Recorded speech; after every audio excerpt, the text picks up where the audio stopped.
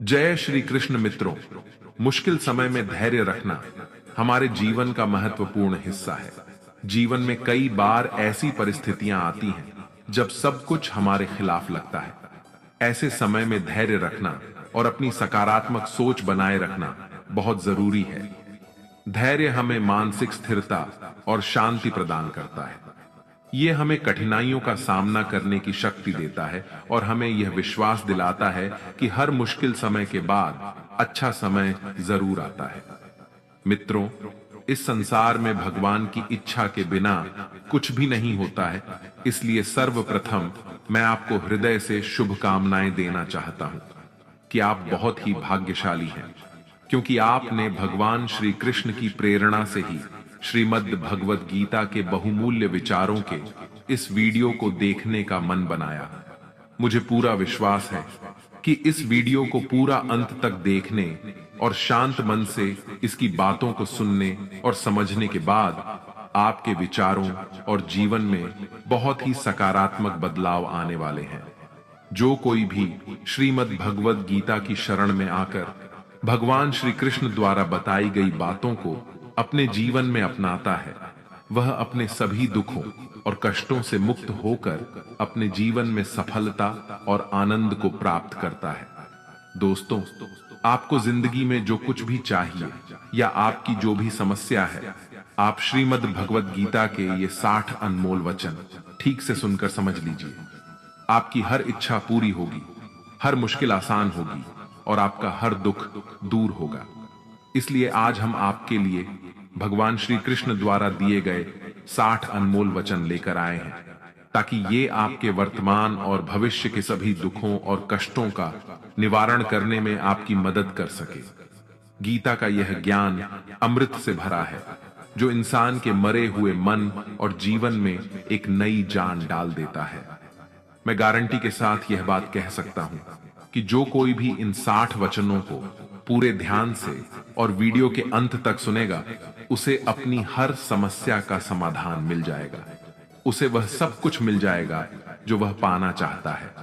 इसलिए इस वीडियो में एक भी विचार को मिस न करें और इस वीडियो को पूरा अंत तक सुनें।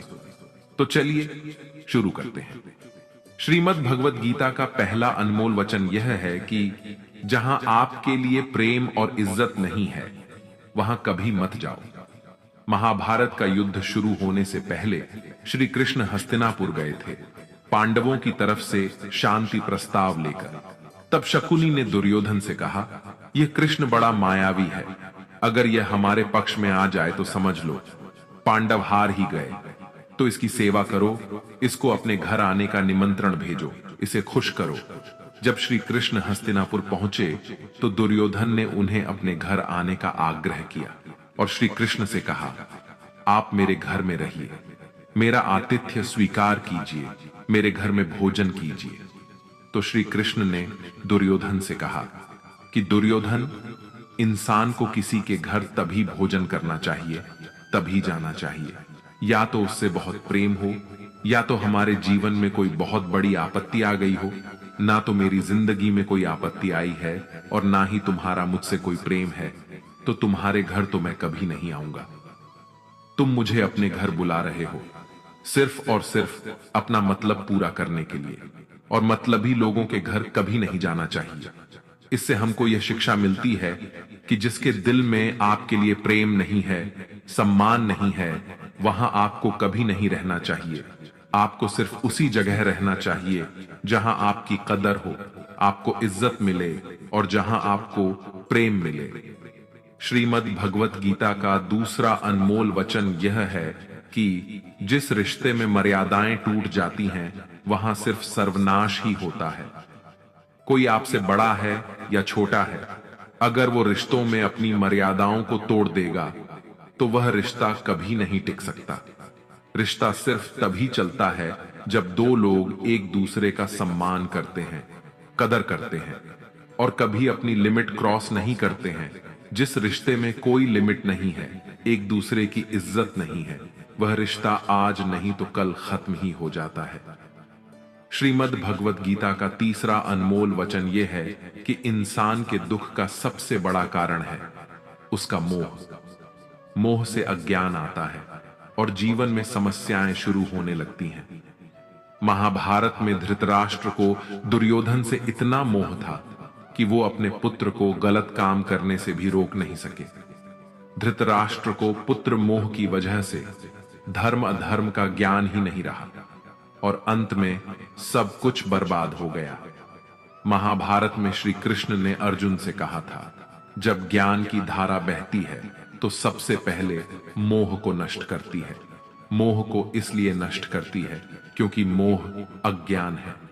यूनान का सम्राट सिकंदर पूरी दुनिया को जीत लेना चाहता था। एक दिन एक नागा साधु ने सिकंदर से कहा, तू यह पूरी दुनिया जीत लेगा, उसके बाद क्या करेगा, क्योंकि इसके अलावा दूसरी कोई दुनिया है ही नहीं। इतना कहकर संत जोर जोर से हंसने लगा। संत की बातें सुनकर सिकंदर को निराशा होने लगी। सिकंदर ने संत से पूछा कि आप हंस क्यों रहे हैं?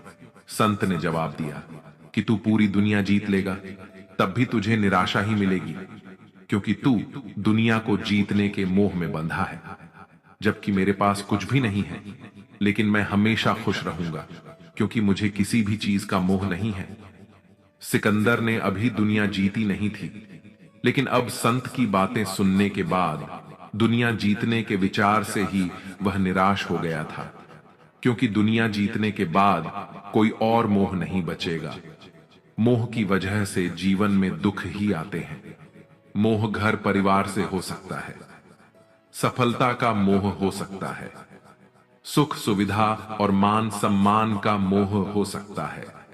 जहां मोह रहेगा वहां दुख तो आएगा ही। मोह जब सफल होता है तो दुख मिलता है, और जब असफल होता है तब भी दुख ही मिलता है। श्री कृष्ण कहते हैं कि जब कोई मोह त्याग देता है तो उसे मेरी कृपा मिल जाती है। मोह रहित व्यक्ति परम आनंद प्राप्त करता है, इसीलिए मोह का त्याग करना चाहिए, और जो हमारे पास है उसी में संतुष्ट रहना चाहिए। ज्यादा पाने का मोह रहेगा तो दुख मिलना तय है। श्रीमद् भगवद गीता का चौथा अनमोल वचन यह है कि जो दूसरों के साथ छल करता है उसका अंत बहुत बुरा होता है। दुर्योधन के मामा शकुनी और दुर्योधन ने पांडवों के साथ जीवन भर छल किया, पथ पथ पर उन्हें धोखा दिया, कभी ईमान से उनके साथ नहीं चले, और उसका परिणाम दुर्योधन को यह मिला कि उनके दल का हर एक बड़ा योद्धा छल के द्वारा ही मारा गया, क्योंकि दुर्योधन ने जैसा कर्म किया था उसको वैसा ही फल मिला। जीवन भर उसने छल किया तो अंत में उसकी खुद की मृत्यु भी एक छल से ही हुई थी। इसीलिए कोई अगर खुद को बहुत ज्यादा चालाक समझता है कि दूसरे को धोखा दे दिया, दूसरे को बेवकूफ बना दिया, तो एक दिन कोई आएगा उसकी जिंदगी में भी वो उसको ही धोखा देगा, क्योंकि कर्म सबके कारनामे याद रखता है। जो जैसा कर्म करता है उसको वैसा ही फल जरूर मिलता है।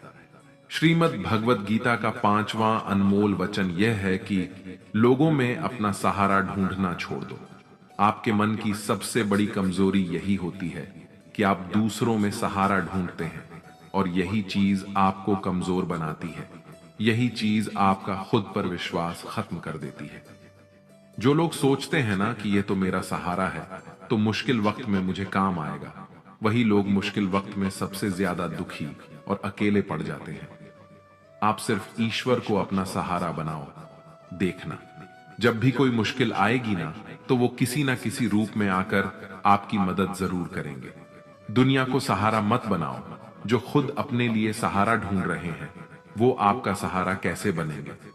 तो अपना सहारा दुनिया को नहीं, ईश्वर को बनाना चाहिए। ईश्वर आपकी सुनता है या नहीं, यह आपकी श्रद्धा, विश्वास और आस्था पर निर्भर करता है। श्रीमद् भगवद गीता का 6ठा अनमोल वचन यह है कि अपने मन को शांत रखना सीखो, क्योंकि अशांत मन जीवन में सिवाय दुख के आपको और कुछ नहीं देने वाला, और एक शांत मन आपको जीवन में प्रेम और आनंद ही देगा। दुख और सुख सिर्फ शांत और अशांत मन के परिणाम है। अशांत मन दुख को ही जन्म देता है, और शांत मन परम आनंद को जन्म देता है। मन में शंकाओं को कभी जन्म न दो। ये शंकाएं मन में गलत फहमियों के पहाड़ बना देती हैं, जिससे जीवन का सुख चैन छिन जाता है। तभी श्री कृष्ण कहते हैं कि मनुष्य को अपने मन को वश में रखना चाहिए। जो कोई अपने मन को वश में कर लेता है, उसका मन उसका मित्र बन जाता है, और जो कोई अपने मन को वश में नहीं रख पाता, उसका मन उसका सबसे बड़ा शत्रु बन जाता है। श्रीमद् भगवत गीता का 7वां अनमोल वचन यह है कि जिंदगी में कभी भी खुद को किसी का जरूरतमंद या मोहताज मत बनाओ, क्योंकि जब तक आप किसी के जरूरतमंद नहीं होते, तब तक आपको कोई दुख नहीं पहुंचा सकता, कोई आपका फायदा नहीं उठा सकता। जिस इंसान के आप जरूरतमंद हो जाओगे, वह आपका लाभ उठाना शुरू कर देता है। जिस दिन आपने अपने जीवन को किसी का जरूरतमंद बना दिया, उसी दिन से आपको उसकी गुलामी करनी पड़ती है।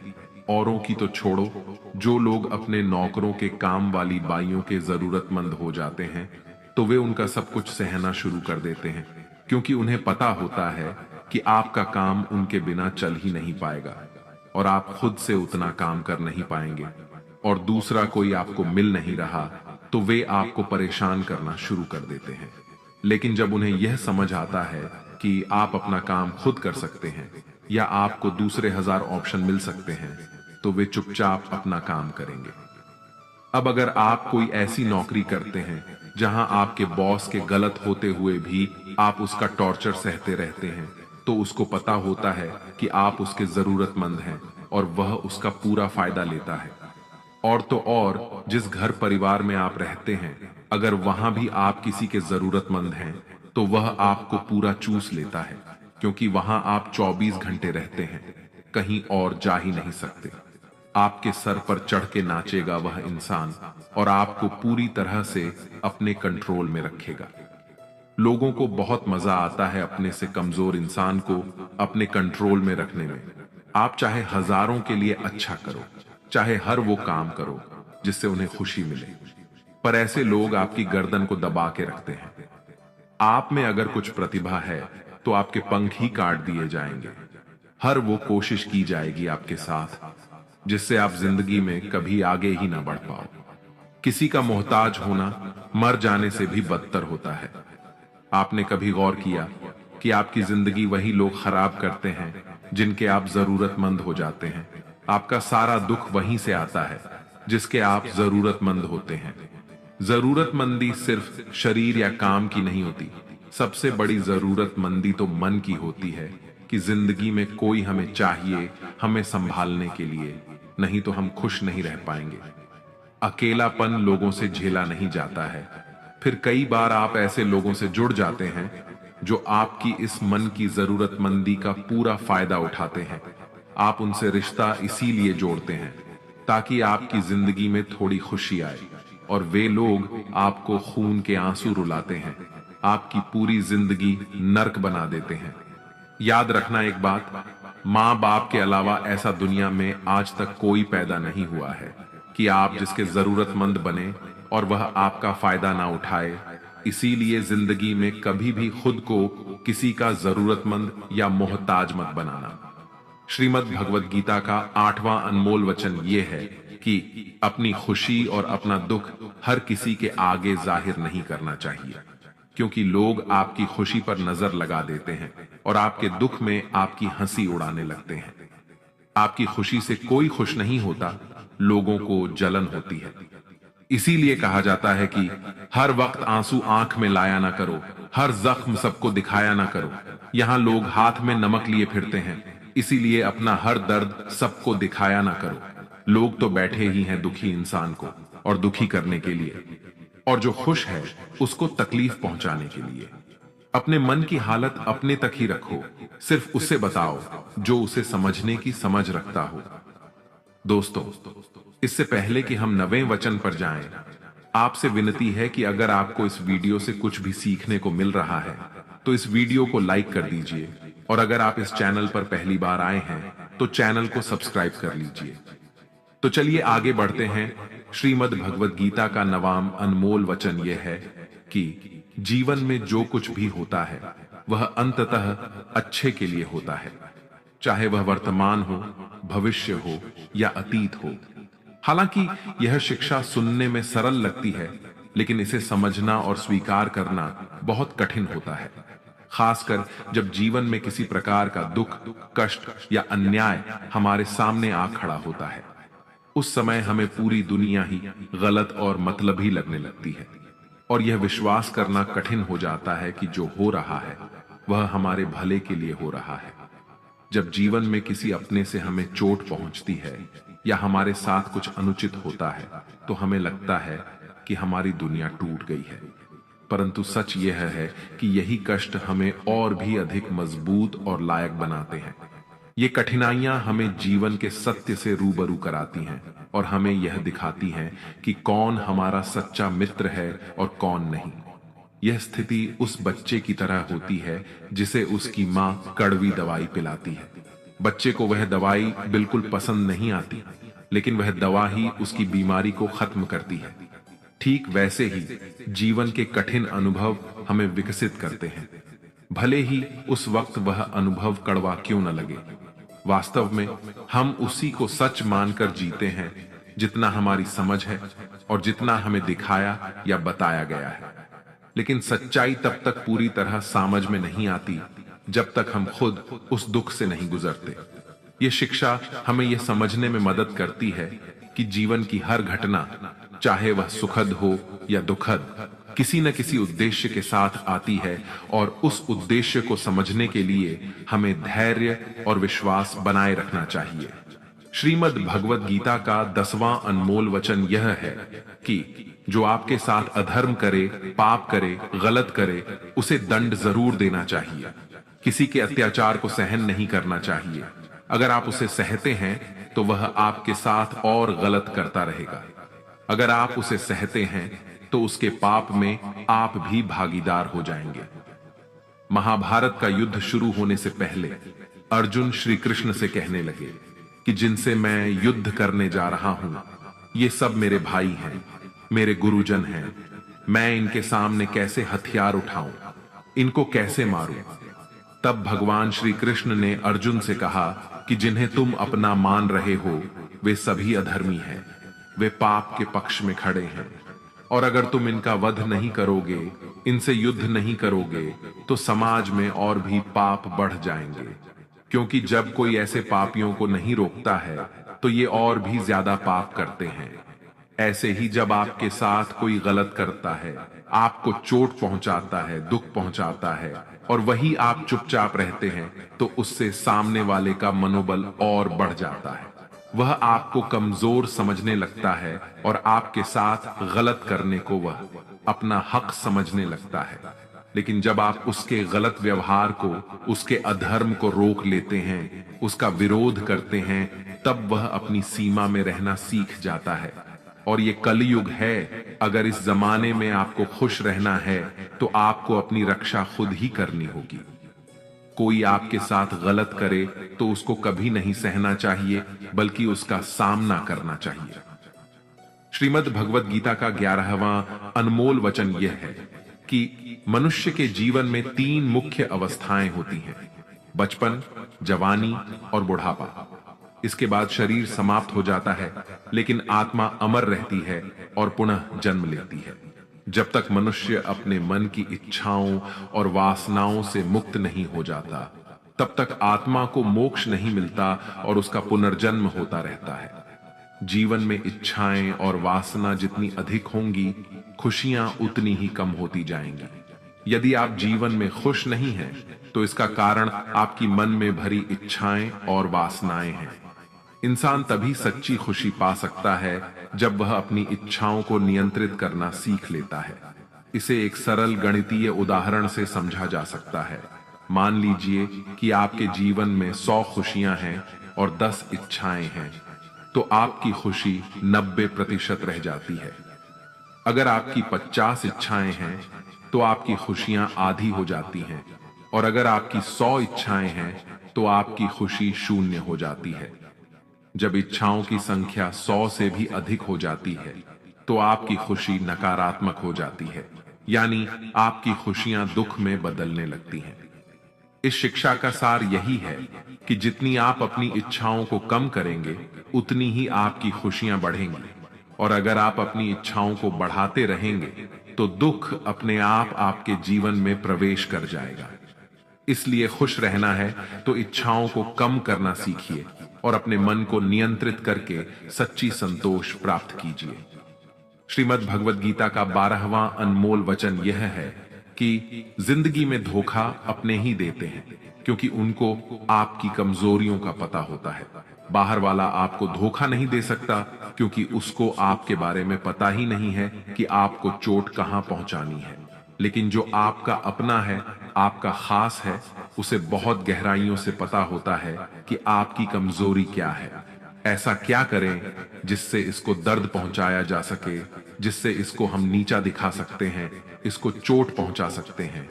यह कलयुग है, इसमें बाहर वालों से नहीं, जो हमारे अपने हैं ना, उनसे ही सावधान रहना होता है। महाभारत का युद्ध दो अलग अलग राज्यों में नहीं हुआ था, बल्कि एक ही परिवार के भाइयों में हुआ था। सभी आपस में एक ही वंश के लोग थे। कितनी बार दुर्योधन ने जहर देकर भीम को मारना चाहा। ना जाने कितनी बार दुर्योधन ने पांडवों को जान से मारने की कोशिश की।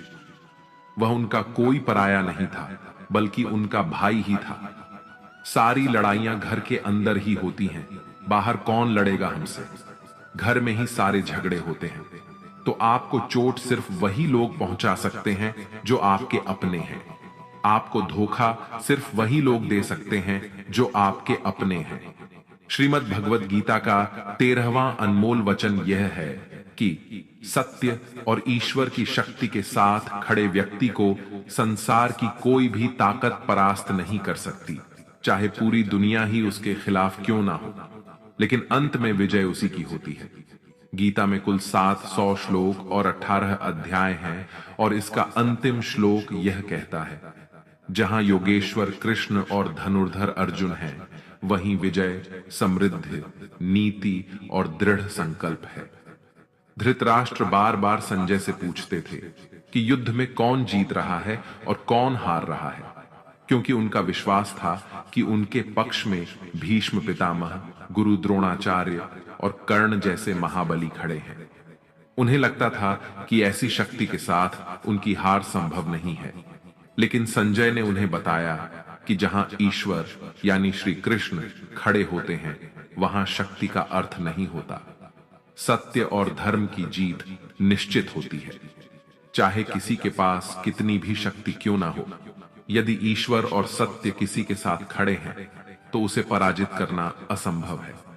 श्रीमद् भगवद गीता का 14वां अनमोल वचन यह है कि कभी मत सोचिए कि आत्मा के लिए कुछ भी असंभव है। ऐसा सोचना सबसे बड़ा अधर्म है। यह कहना कि तुम निर्बल हो, यह स्वयं के प्रति सबसे बड़ा पाप है। हम वो है जो हमारी सोच ने हमें बनाया है, इसलिए इस बात का ध्यान रखिए कि आप क्या सोचते हैं। भय और अधूरी इच्छाएं समस्त दुखों का मूल है। पुराने समय की बात है, एक राजा था। एक दिन उसके गुप्तचरों ने सूचना दी कि पड़ोसी राज्य हम पर हमला करने वाला है। गुप्तचरों ने बताया कि खबर एकदम पक्की है। सिर्फ 3 दिनों के भीतर पड़ोसी राज्य अपनी विशाल सेना के साथ हम पर हमला कर देगा, और उनकी सेना इतनी बड़ी है कि उनका सामना करना बहुत मुश्किल है। राजा बेहद चिंतित हो गया, परेशान हो गया। राजा ने तुरंत सभा बुलाई और सभी लोगों से सलाह मांगी कि अब हम लोगों का मरना तय है। अगर किसी व्यक्ति के पास कोई सुझाव या युक्ति है तो वह बता सकते हैं। राजा के एक चतुर मंत्री ने कहा, अब जब जान पर बात आ गई है तो इसका एकमात्र उपाय है कि हमें आज ही, अभी इसी वक्त ही पड़ोसी राज्य पर हमला कर देना चाहिए। राजा बोला, मंत्री जी, हमारी सेना बहुत छोटी है, हम उनका मुकाबला कैसे कर पाएंगे? मंत्री बोला, पड़ोसी राज्य अभी युद्ध के लिए तैयार नहीं है। अभी उस राज्य पर हमला कर दे तो वो संभाल नहीं पाएंगे और हमारे जीतने की कुछ तो संभावना बनेगी। वैसे भी हम पर हमला होने वाला है और इतनी विशाल सेना है कि हम यूं ही मारे जाएंगे। जब 3 दिन बाद मरना ही है तो क्यों ना, कुछ ना करने से बेहतर है, हम यह कर सकते हैं। राजा को यह बात सही लगी। उसने तुरंत अपनी सेना को तैयार होने का आदेश दिया और उस राज्य के नागरिक भी सेना के साथ जुड़कर युद्ध में चले गए। पड़ोसी राज्य जो था वहां तक पहुंचने से पहले एक पुल पार करना होता था। जैसे ही वह सेना पुल पार करके उस राज्य में घुस गई तो राजा ने कहा, हम अपने पड़ोसी राज्य में घुस चुके हैं, ये जो पुल है इस पुल को जला दो। और पुल जलाने के बाद सेना को बोला, हमारे पास में अब और कोई विकल्प नहीं है सिवाय लड़ने के। अब हम या तो लड़कर जीत जाएं या फिर हम यहीं मारे जाएं। हमारे पास भागने का कोई रास्ता नहीं है। सभी सैनिक अपनी पूरी क्षमता के साथ लड़े और पड़ोसी राज्य की बड़ी सेना को उन्होंने हरा दिया, इस विचार के साथ कि हमारे पास अब कोई और विकल्प नहीं है। इस कहानी से सीख मिलती है कि जब आपके पास में रास्ता सिर्फ एक होता है कि अगर यह नहीं किया तो मर जाएंगे, बर्बाद हो जाएंगे, तो संभावना बढ़ जाती है उसमें कामयाब होने की। इसीलिए ऐसा कभी मत सोचिए कि आत्मा के लिए कुछ भी असंभव है।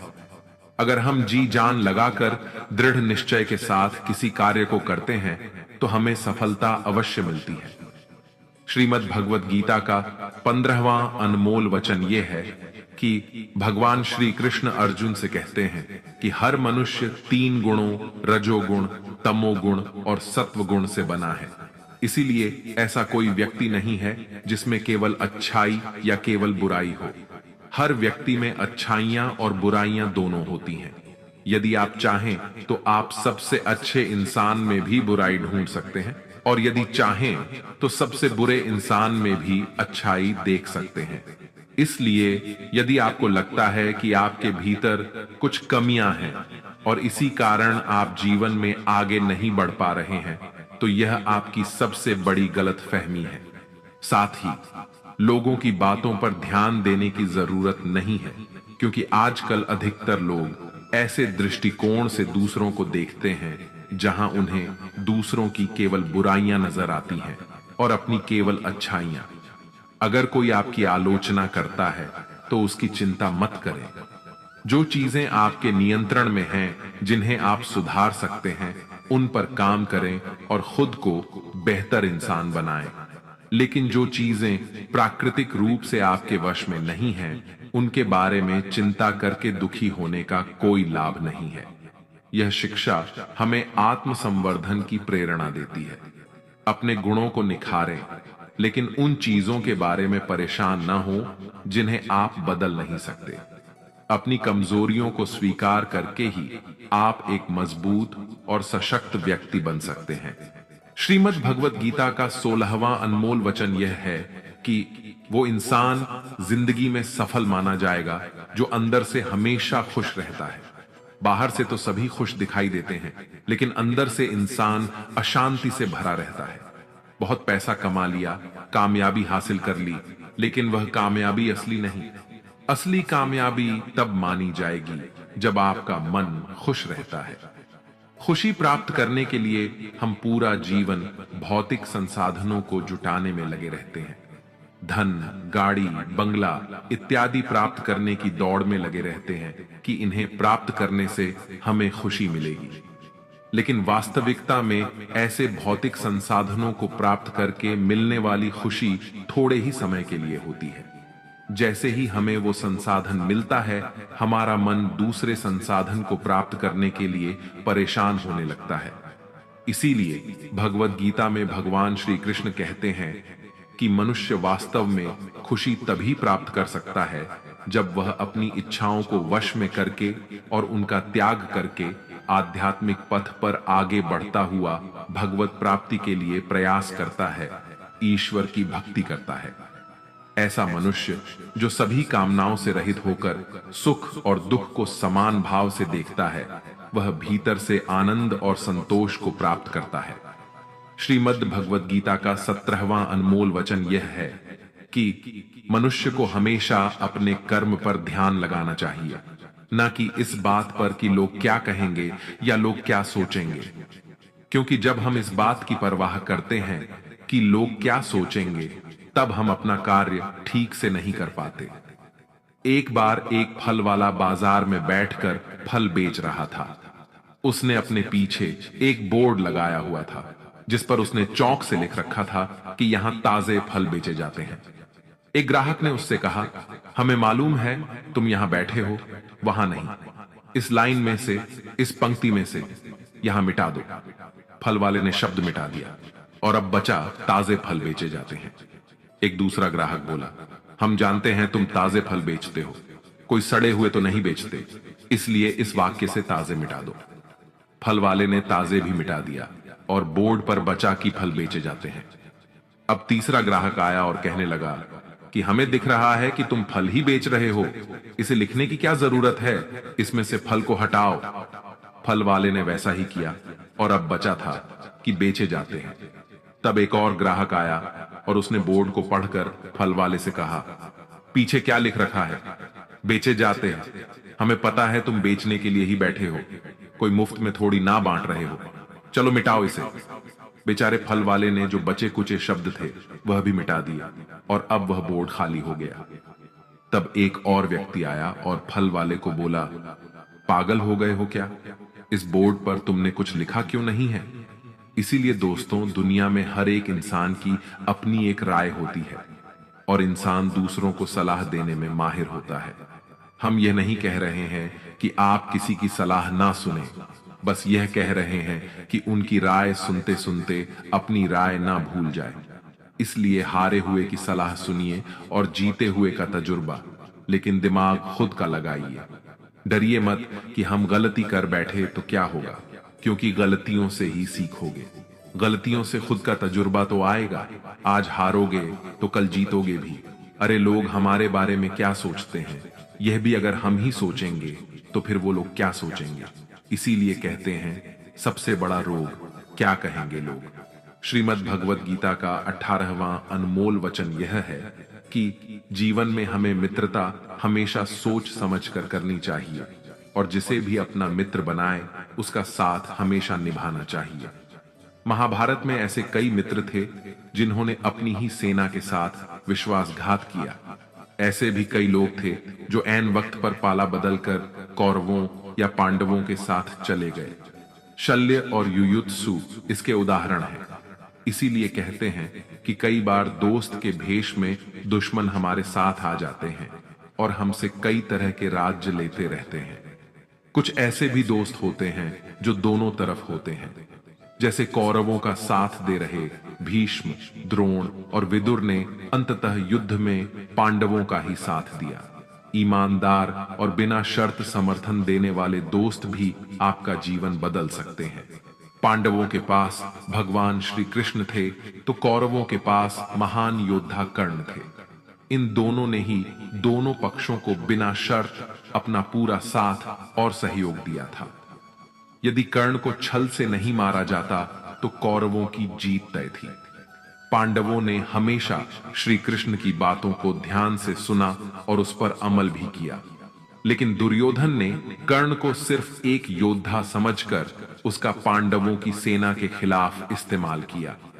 यदि दुर्योधन कर्ण की बात मानकर कर्ण को घटोत्कच को मारने के लिए दबाव नहीं डालता तो इंद्र द्वारा दिया गया जो अमोघ अस्त्र कर्ण के पास था उससे अर्जुन मारा जाता और संभवतः परिणाम कुछ और हो सकता था। इसलिए मित्रता करने के साथ साथ मित्रता निभाने में भी ईमानदारी का परिचय देना चाहिए। श्रीमद् भगवत गीता का 19वां अनमोल वचन यह है कि कभी भी किसी भी चीज की अति नहीं करनी चाहिए। कोई भी चीज हद से ज्यादा नहीं करनी चाहिए। किसी से प्रेम भी हद से ज्यादा मत करना और किसी से नफरत भी हद से ज्यादा नहीं करना। हद से ज्यादा मीठा भी खराब हो जाता है तो हद से ज्यादा कड़वा भी खराब हो जाता है। हद से ज्यादा खाना भी आपको बीमार कर देगा तो हद से ज्यादा भूखा रहना भी आपको नुकसान ही पहुंचाएगा। हद से ज्यादा आराम भी आपको बीमार कर सकता है और हद से ज्यादा जागना भी आपको बहुत ज्यादा नुकसान पहुंचाएगा। इसीलिए जीवन को संतुलन के साथ जीना चाहिए। जैसे ही आप संतुलन को खो देते हैं वैसे ही आपके जीवन में कोई ना कोई छोटी या बड़ी दुर्घटना हो जाती है। श्रीमद् भगवत गीता का 20वां अनमोल वचन यह है कि मनुष्य को अपने कर्मों का फल भोगना ही होता है। जो बोया है वही काटोगे। यदि आपने माँ बाप की सेवा की है तो ही आपकी संतान बुढ़ापे में आपकी सेवा करेगी, वरना कोई पानी पिलाने वाला भी पास नहीं होगा। इसलिए बुरे कर्मों का त्याग ही सर्वोत्तम है। एक गरीब आदमी मछली पकड़ रहा था। मछली पकड़ते पकड़ते उसने एक ताजी ताजी मछली पकड़ी। पास में ही एक सेठ भी मछली पकड़ रहा था, लेकिन मछली पकड़ने का अनुभव न होने के कारण काफी देर से उसके हाथ एक भी मछली नहीं लगी। सेठ ने जब देखा कि उस गरीब आदमी ने ताजी ताजी मछली पकड़ी है, तो उसके मन में मछली को देखकर लालच आ गया और उसने गरीब आदमी के हाथ से मछली छीन ली। गरीब आदमी ने सेठ से कहा, ये मछली मैंने पकड़ी है, आप इसे क्यों छीन रहे हैं? सेठ ने अपनी ताकत दिखाते हुए उस गरीब आदमी से कहा, चल जा, दूसरी पकड़ लेना, ये मछली तो अब मेरी है। ऐसा कहकर सेठ वहां से चलने लगा। अब भी मछली जिंदा थी और तड़प रही थी। मछली ने सेठ के अंगूठे में काट लिया, जिससे वह सेठ के हाथ से छिटक गई और फिर से पानी में जा गिरी। सेठ के अंगूठे में गहरा घाव हो गया और तेजी से खून बहने लगा। सेठ दौड़ा दौड़ा डॉक्टर के पास गया। डॉक्टर ने अंगूठे पर पट्टी कर दी और बोला, 3 दिन बाद आकर दिखाना। 3 दिन के बाद सेठ दोबारा डॉक्टर के पास पहुंचा और अपना घाव दिखाया। घाव ठीक होने की बजाय और गहरा हो गया। डॉक्टर ने बोला, अब इस अंगूठे को काटना पड़ेगा, अगर नहीं काटा तो हाथ खराब हो जाएगा। मरता क्या ना करता। सेठ ने अपना अंगूठा कटवा लिया। डॉक्टर ने फिर से पट्टी बांधी और 3 दिन बाद आने के लिए कहा। सेठ 3 दिन बाद फिर गया। पट्टी को खोला गया, घाव सड़ने लगा था, जिसे देखकर डॉक्टर ने बोला, आपका घाव सड़ रहा है, हाथ कलाई तक काटना पड़ेगा, नहीं तो पूरा हाथ जाएगा। सेठ बोला, काट दो और कोई रास्ता नहीं है। सेठ की कलाई काटकर पट्टी बांध दी गई और उसे 4 दिन बाद फिर से आने के लिए कहा। सेठ 4 दिन बाद पहुंचा। डॉक्टर ने पट्टी खोलकर देखा तो घाव वैसे का वैसा था। डॉक्टर ने कहा, हाथ कोहनी तक काटना पड़ेगा, नहीं तो पूरा बाजू जाएगा। सेठ ने वो भी कटवा लिया। सेठ को पट्टी बांध दी गई और 4 दिन बाद फिर से आने को कहा। 4 दिन बाद डॉक्टर ने घाव को देखकर कहा, अब तो बाजू काटना पड़ेगा, नहीं तो पूरा शरीर सड़ जाएगा। अब सेठ का पूरा बाजू कट चुका था। तभी सेठ के एक मित्र ने उससे पूछा कि तुझसे कहीं कोई गलती तो नहीं हुई? आखिर ये क्या हो रहा है? तू जाने अनजाने कोई गलती तो नहीं कर बैठा जिसके कारण तेरे साथ ये सब हो रहा है? सेठ बोला, हाँ, एक गलती तो हुई है। मैंने किसी की मछली पर हाथ मारा था। मेहनत उसकी थी, मगर खाना मैं चाहता था। मित्र ने जैसे ही सुना, उसने सेठ से कहा, जरूर ये उस मछली वाले आदमी की वजह से ही हो रहा है। तू जल्दी से जा और उसे ढूंढ, उसके सामने नाक रगड़ और माफी मांग। सेठ दौड़ा और उस गरीब आदमी को ढूंढा। उसके पैरों में गिर गया और उससे पूछा, ये तूने क्या किया? क्या तुझे कोई तंत्र मंत्र की विद्या आती है? तूने क्या किया मेरे साथ? कोई श्राप दिया, कोई बद्दुआ दी? तूने क्या कहा? गरीब आदमी हाथ जोड़कर बोला, मैंने तो कुछ नहीं किया सेठ, बस ऊपर देखा और कहा, हे भगवान, इसने मुझे अपनी ताकत दिखाई है, तू इसे अपनी ताकत दिखा दे। मित्रों, हमेशा याद रखिए, बुरे कर्मों का फल भी बुरा ही होता है।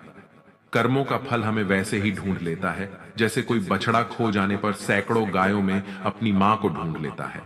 कर्म फल से कोई नहीं बच सकता। श्रीमद् भगवद गीता का 21वां अनमोल वचन यह है कि हम इस दुनिया में खाली हाथ आए थे और खाली हाथ ही जाएंगे। जो कुछ भी आज आपका है, कल किसी और का होगा।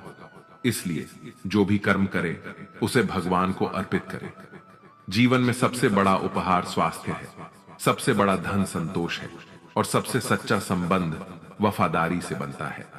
यदि आप छल करेंगे तो एक दिन वह छल आपके पास लौट कर आएगा, आज नहीं तो कल।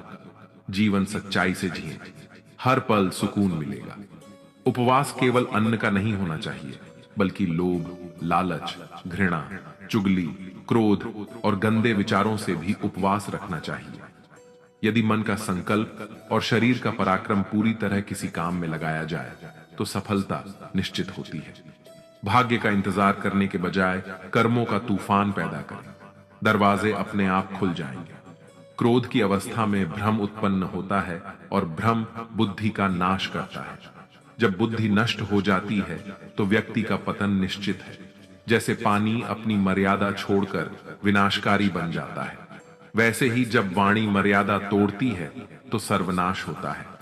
किसी को धोखा देना एक प्रकार का कर्ज है जो किसी न किसी दिन आपको किसी और के हाथों लौटाया जाएगा। कलयुग में हमेशा सतर्कता और तैयारी के साथ रहना चाहिए, क्योंकि न मौसम पर भरोसा है न इंसानों पर, वे कभी भी बदल सकते हैं। श्रीमद् भगवत गीता का 22वां अनमोल वचन यह है कि हमारे रिश्तेदार ही हमसे सबसे ज्यादा जलते हैं। हमारी सफलता से सबसे ज्यादा दिक्कत हमारे रिश्तेदारों को ही होती है। बाहर वालों को कोई फर्क नहीं पड़ता कि आपकी जिंदगी में क्या हो रहा है, और जो आपके रिश्तेदार होते हैं उनकी पूरी नजर रहती है आपकी जिंदगी पर। बाहर से तो वे यही कहेंगे कि आगे बढ़ो, सफल हो जाओ, खुश रहो जिंदगी में, और जब उन्हें आप अपनी सफलता के बारे में बताएंगे, अपनी किसी कामयाबी की खबर उनको सुनाएंगे, तो उसे सुनकर उन्हें बिल्कुल भी खुशी नहीं होती। कई बार सारी दुनिया आपको पसंद करती है, आपके काम की तारीफ करती है, लेकिन आपकी कदर आपके घर में ही नहीं होती। पांडवों के हर सुख से दुर्योधन जलता था। जब भी पांडव किसी काम में सफल होते थे उसे बिल्कुल भी बर्दाश्त नहीं होता था। दुर्योधन हर प्रयास करता था पांडवों को नीचा गिराने का, जितना हो सके उन्हें दुखी करने का, और यही भाइयों की आपसी जलन महाभारत के युद्ध की वजह बनी, जिसमें न जाने कितने अनगिनत लोग मारे गए। बाहर वालों को क्या फर्क पड़ता है कि आप कैसी जिंदगी जीते हैं, लेकिन ये जो रिश्तेदार होते हैं, ये जो करीबी लोग होते हैं, मजाल है जो इन्हें आपकी खुशी बर्दाश्त हो जाए। सबसे खतरनाक होते हैं ये लोग, क्योंकि ये बाहर से बहुत मीठा बोलते हैं, आपको अच्छे अच्छे शब्द कहते हैं, लेकिन आपकी पीठ पीछे ये आपसे जरा भी खुश नहीं होते। तो इसीलिए किसी को भी अपना समझने से पहले आप यह जरूर जांच परख लें कि वो सच में आपका अपना है या सिर्फ अपनेपन का दिखावा कर रहा है। श्रीमद् भगवत गीता का 23वां अनमोल वचन यह है कि जो व्यक्ति अपने कार्यों को समय पर पूरा नहीं करता और समय का महत्व नहीं समझता, उसकी पूरी जिंदगी व्यर्थ में ही समाप्त हो जाती है। समय ही जीवन की असली पूंजी है, और यदि आप इसे निरर्थक कार्यों में बर्बाद कर देते हैं तो जीवन में आपको कुछ भी सार्थक प्राप्त नहीं होगा। यदि आप जीवन में कुछ पाना चाहते हैं तो समय की कद्र करना अत्यंत आवश्यक है। समय का सही उपयोग आपको न केवल सफलता की ओर ले जाता है, बल्कि जीवन को भी सही दिशा में आगे बढ़ाता है। समय बीतने पर लौट कर नहीं आता, इसलिए हमें इसका सदुपयोग करते हुए अपने लक्ष्यों को पूरा करने के लिए निरंतर प्रयास करना चाहिए। श्रीमद् भगवत गीता का 24वां अनमोल वचन यह है कि डर धारण करने से भविष्य के दुख का निवारण नहीं होता है। डर से तो चिंताएं ही बढ़ती हैं, जो मन का सुख चैन सभी छीन लेती है। किसका डर है तुम्हें? कौन तुम्हें मार सकता है? तुम शरीर नहीं हो, शरीर तो तुम्हारा मात्र एक साधन है अपने कर्मों को सिद्ध करने का। तुम एक आत्मा हो जो कि अमर है। अर्जुन युद्ध में अपने बंधु बांधव से लड़ना नहीं चाहते थे, लेकिन श्री कृष्ण ने समझाया कि जब किसी विवाद का हल शांतिपूर्ण तरीके से नहीं होता तो फिर युद्ध ही एकमात्र विकल्प बच जाता है। कायर लोग युद्ध से पीछे हटते हैं। युद्ध भूमि पर पहुंचने के बाद भी अर्जुन युद्ध नहीं करना चाहता था। तब भगवान श्री कृष्ण ने उससे कहा कि ना कोई मरता है और ना कोई मारता है, सभी निमित्त मात्र हैं। आत्मा अजर और अमर है, इसीलिए मनुष्य को डरना नहीं चाहिए, अपितु अपने नियत कर्मों को निडरता के साथ संपन्न करना चाहिए। श्रीमद् भगवत गीता का 25वां अनमोल वचन यह है कि जिसे आप सबसे ज्यादा महत्व दोगे वो ही आपको कभी महत्व नहीं देंगे। आपने कभी गौर किया है कि आपका अपमान कौन लोग करते हैं? वही जिसे आप सबसे ज्यादा, हद से ज्यादा महत्व देते हैं। दूसरों की इज्जत करना अच्छी बात है, पर दूसरों की अगर बहुत ज्यादा इज्जत करेंगे तो उनकी नजर में आपकी इज्जत खत्म हो जाती है। इसलिए किसी को भी कभी भी अपना सब कुछ नहीं बनाना चाहिए कि तुम ही मेरे सब कुछ हो। जैसे ही आप किसी को अपना सब कुछ बना लेते हैं तो आप उसके लिए कुछ भी नहीं रह जाते। इसलिए लोगों को इज्जत उतना ही देना चाहिए जितना वे हजम कर सके। हद से ज्यादा इज्जत देना आपकी ही बेइज्जती करवा सकता है। श्रीमद् भगवत गीता का 26वां अनमोल वचन यह है कि जो मुश्किल वक्त में, जो दुख के समय में आपका साथ दे, सिर्फ वही आपका अपना है। बाकी तो अपनेपन का नाटक करने वाले बहुत से लोग होते हैं। बड़ी बड़ी बात करने वाले बहुत लोग होते हैं कि हम आपसे बहुत प्रेम करते हैं, कोई भी दुख हो, कोई भी तकलीफ हो, हमें याद कर लेना। लोग दुख उठाने की बात करते हैं, लोग आने जाने की बात करते हैं, हाथ मिलाना तो ठीक से नहीं जानते और दिल मिलाने की बात करते हैं। जब सच में आपकी जिंदगी में तकलीफ आएगी ना, तब आपको समझ में आ जाएगा कि आपका साथ देने के लिए कौन खड़ा है और कौन भाग गया। उस समय सारे लोग भाग जाते हैं, क्योंकि लोगों को पता होता है कि यह व्यक्ति हमारे पास आया तो हमसे मदद ही मांगेगा और वह हमें कुछ दे नहीं पाएगा। लोग आपसे सिर्फ तभी रिश्ता रखते हैं जब आप उन्हें कुछ दे सकते हैं और आपसे उन्हें कुछ फायदा हो सकता है। लेकिन जब लोगों को यह पता चल जाता है, यह समझ में आ जाता है कि उनको आपसे कोई फायदा नहीं होने वाला, बल्कि उनको तो आपकी मदद करनी पड़ेगी, तो वे आपको दूर से ही देखकर भाग जाते हैं। इसलिए जो आपके मुश्किल वक्त में आपके साथ खड़ा हो, सिर्फ वही आपका अपना होता है। बाकी इस दुनिया में सब पराये होते हैं, क्योंकि सिर्फ अपना अपना कह देने से कोई अपना नहीं हो जाता, बल्कि अपना तो वह होता है जो दुख के समय में आपका साथ दे। श्रीमद् भगवत गीता का 27वां अनमोल वचन यह है कि आप संसार से जितना प्रेम लगाओगे, जितना लगाव, जितना मोह लगाओगे, उतना ही जीवन में दुख और पीड़ा का अनुभव करोगे। आपके सारे दुखों का कारण किसी को अपना मानना है। आप कभी गौर करना, आपकी जिंदगी के सारे दुख, सारी तकलीफें, सारी चिंताएं वहीं से आते हैं जहां आपका अपनापन होता है कि यह मेरा है, यह मेरा अपना है। यहीं से आपकी जिंदगी में दुख का आना शुरू हो जाता है। जिंदगी में जब हम किसी चीज को, किसी इंसान को, किसी रिश्ते को, किसी काम को अपना मान लेते हैं, मेरा मान लेते हैं, वहीं से सारे दुखों की शुरुआत होती है, वहीं से हर तकलीफ की शुरुआत होती है। इसीलिए भगवान श्री कृष्ण कहते हैं कि अगर दुखों और निराशाओं से मुक्ति चाहते हो तो इस संसार के मोह में मत उलझो, मेरी भक्ति करो और मुझसे ही प्रेम करो। मैं तुम्हें इस संसार के सभी दुखों से मुक्त करके मोक्ष प्रदान करूंगा। श्रीमद् भगवत गीता का 28वां अनमोल वचन यह है कि मनुष्य को कभी भी बदले और घृणा की भावना अपने मन में नहीं रखनी चाहिए और ना ही अपने भाग्य को कोसना चाहिए, क्योंकि इस तरह वह अपना संपूर्ण जीवन बर्बाद कर लेता है। एक बार दानवीर कर्ण ने भगवान श्री कृष्ण से अपनी व्यथा सुनाई और कहा, हे कृष्ण, जब मैं पैदा हुआ तब मेरी मां ने मुझे त्याग दिया, इसमें मेरा क्या अपराध था? द्रोणाचार्य ने मुझे शिक्षा देने से मना कर दिया क्योंकि वह मुझे क्षत्रिय नहीं मानते थे, इसमें भी मेरा क्या अपराध? और द्रौपदी के स्वयंवर में मुझे अपमानित किया गया क्योंकि मैं राज परिवार का हिस्सा नहीं हूं, भला इन सब में मेरा क्या अपराध था? जवाब में श्री कृष्ण ने कहा, हे कर्ण, जरा ध्यान से सुनो। जब मेरा जन्म हुआ तब मैं कारागार में था और मेरे पैदा होते ही मेरी मृत्यु मेरी प्रतीक्षा कर रही थी। जिस रात मेरा जन्म हुआ था उस रात मुझे मेरे माता पिता से अलग होना पड़ा।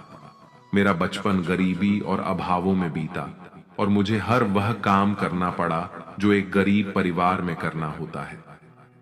गायों का गोबर मैं अपने हाथों से उठाता था। जब मैं चल भी नहीं सकता था तब मुझ पर प्राण घातक हमले किए गए। मुझे मारने की बार बार कोशिशें की गई। मेरे पास बचपन में ना तो शिक्षा थी, ना ही महल, ना कोई गुरुकुल था, ना ही कोई विशाल सेना थी।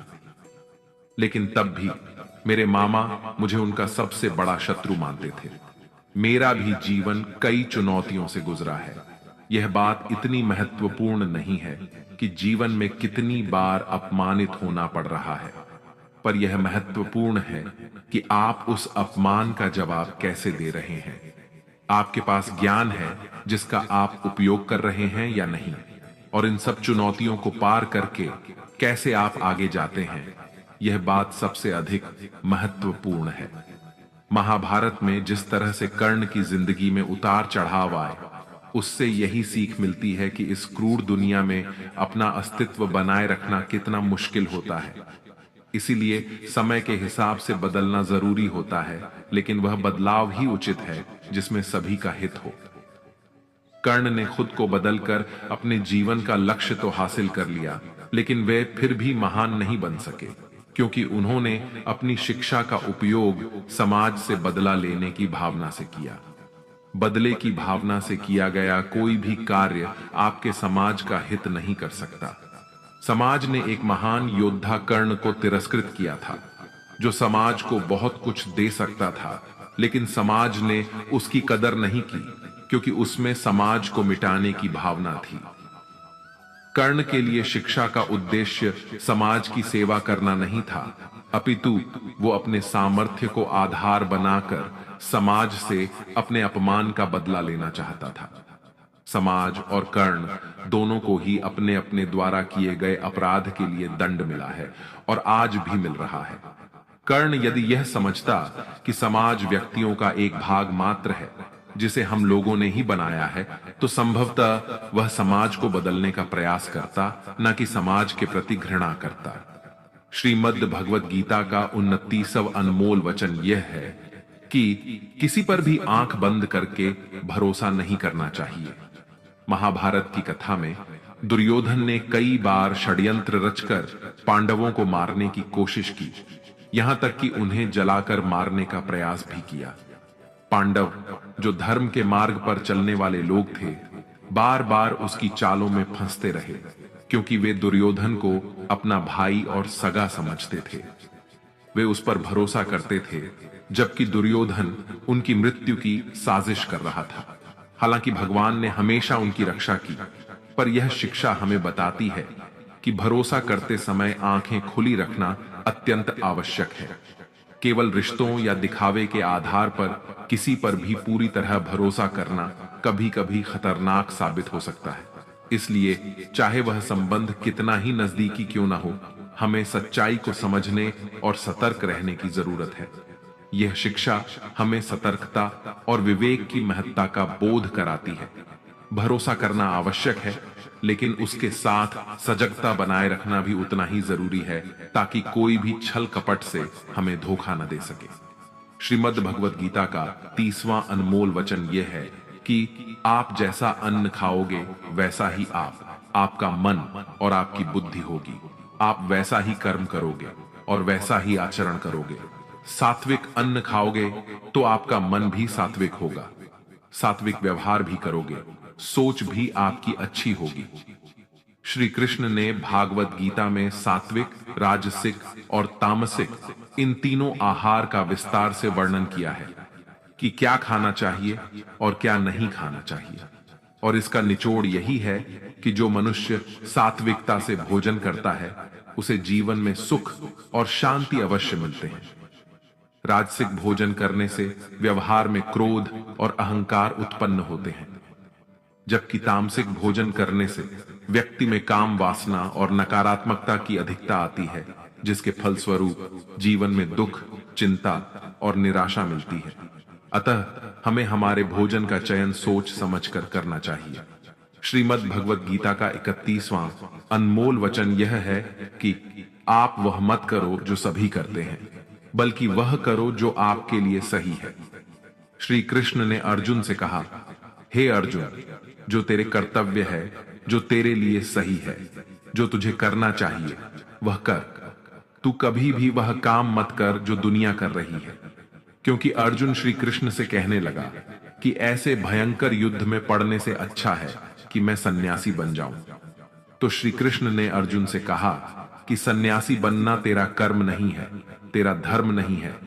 तू क्षत्रिय है, तेरा कर्म और तेरा धर्म यही है कि तू अधर्म का नाश कर, धर्म की रक्षा कर और इसके लिए युद्ध कर। ऐसे ही हर इंसान का एक अलग कर्तव्य होता है, एक अलग ही मार्ग होता है।